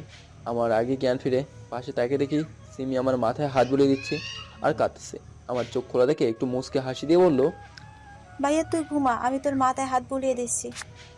অন্য পাশে দেখি লিমা শুয়ে আছে আর এক ধ্যানে আমার দিকে তাকিয়ে চোখের পানি ফেলছে। সাকিব রুমে ঢুকতে ওকে হাতের ইশারায় ডাকলাম। ও আমার কাছে এসে কাঁদতে কাঁদতে বলল, তোর সাথে কোনো কথা নাই, তুই আমাকে বন্ধু ভাবিস না। এই কথা বলতেই আমি ওকে আরও কাছে নিয়ে আসলাম, এসে জড়ে ধরলাম। দুজনেই কাঁদছি। সবাই একে একে এসে দেখা করে গেল। সিমি যায়নি। সাকিব লিমার দিকে তাকিয়ে সিমিকে বলে, চলো একটু বাইরে যাই আমরা। না, আমি কোথাও যাব না। সাকিব সিমিকে অনেক বুঝিয়ে নিয়ে যায়। আমি লিমার দিকে না তাকিয়ে বললাম, আপনি এখানে কেন? লিমা কোনো কিছু না বলে আমার কাছ থেকে সরে এসে জড়ে ধরে কাঁদতে কাঁদতে বলল, আমাকে মাফ করে দাও। আমি তোমাকে অনেক অপমান করেছি, অনেক কষ্ট দিয়েছি, কিন্তু বিশ্বাস করো, তোমাকে কষ্ট দিয়ে আমি ভালো থাকতে পারি না। কত রাত যে নির্ঘুম কাটিয়েছি চোখের জলে। আমি আর পারছি না, আমাকে আর কষ্ট দিও না প্লিজ। দরকার হলে নিজ হাতে শাস্তি দাও, মেরে ফেলো, তবুও আমার সাথে রাগ করে থেকো না। তোমার হাতে মরলেও আমি নিজেকে ভাগ্যবতী মনে করব। আমি তোমাকে ছাড়া বাঁচবো না, আমাকে ছেড়ে যেও না। তোমার বাসায় তো অনেক কাজের মানুষ আছে, আমাকেও একজন কাজের মানুষের মতো বাড়ির একটা ছোট্ট কোণায় থাকতে দিও। সত্যি বলছি, এবার আমাকে ছেড়ে চলে গেলে মরা ছাড়া আর কোনো পথ থাকবে না। আমি আর ওকে কষ্ট দিতে পারলাম না। সত্যি মেয়েটাও আমার জন্য অনেক কষ্ট পেয়েছে। তাই ওকে আমি জড়ে ধরে বললাম, ধুর পাগলি, তোমাকে ছেড়ে আমি নিজেও বাঁচবো না। আর একবার মরার কথা বললে ঠ্যাং ভেঙে দেবো। লিমা আমাকে জড়ে ধরে কাঁদতে লাগলো। কি করবেন বলেন? ভালোবাসার মানুষ যতই অপরাধ করুক না কেন, একটু ভালোবাসা দিলে সব ভুলে যায়। 5 বছর পর লিমা আর আমার বিয়ে হয়েছে এবং একটা রাজকন্যাও হয়েছে আমাদের। সাকিব আর সিমিরও বিয়ে হয়েছে। ওদের ছেলে আমার মেয়ে আর সাকিবের ছেলে সব সময় খেলা করে। আমরা সিদ্ধান্ত নিয়েছি বড় হলে ওদের বিয়ে দেবো। এখন বাবা মা, সিমি, সাকিব, লিমা আর আমাদের রাজকন্যা এবং সিমির রাজপুত্রকে নিয়ে আমার বড় সংসার। আমরা সবাই এক ভাষাতেই খুব সুখে শান্তিতে আছি। দোয়া করবেন যেন সারা জীবন এভাবেই থাকতে পারি। আল্লাহ হাফেজ।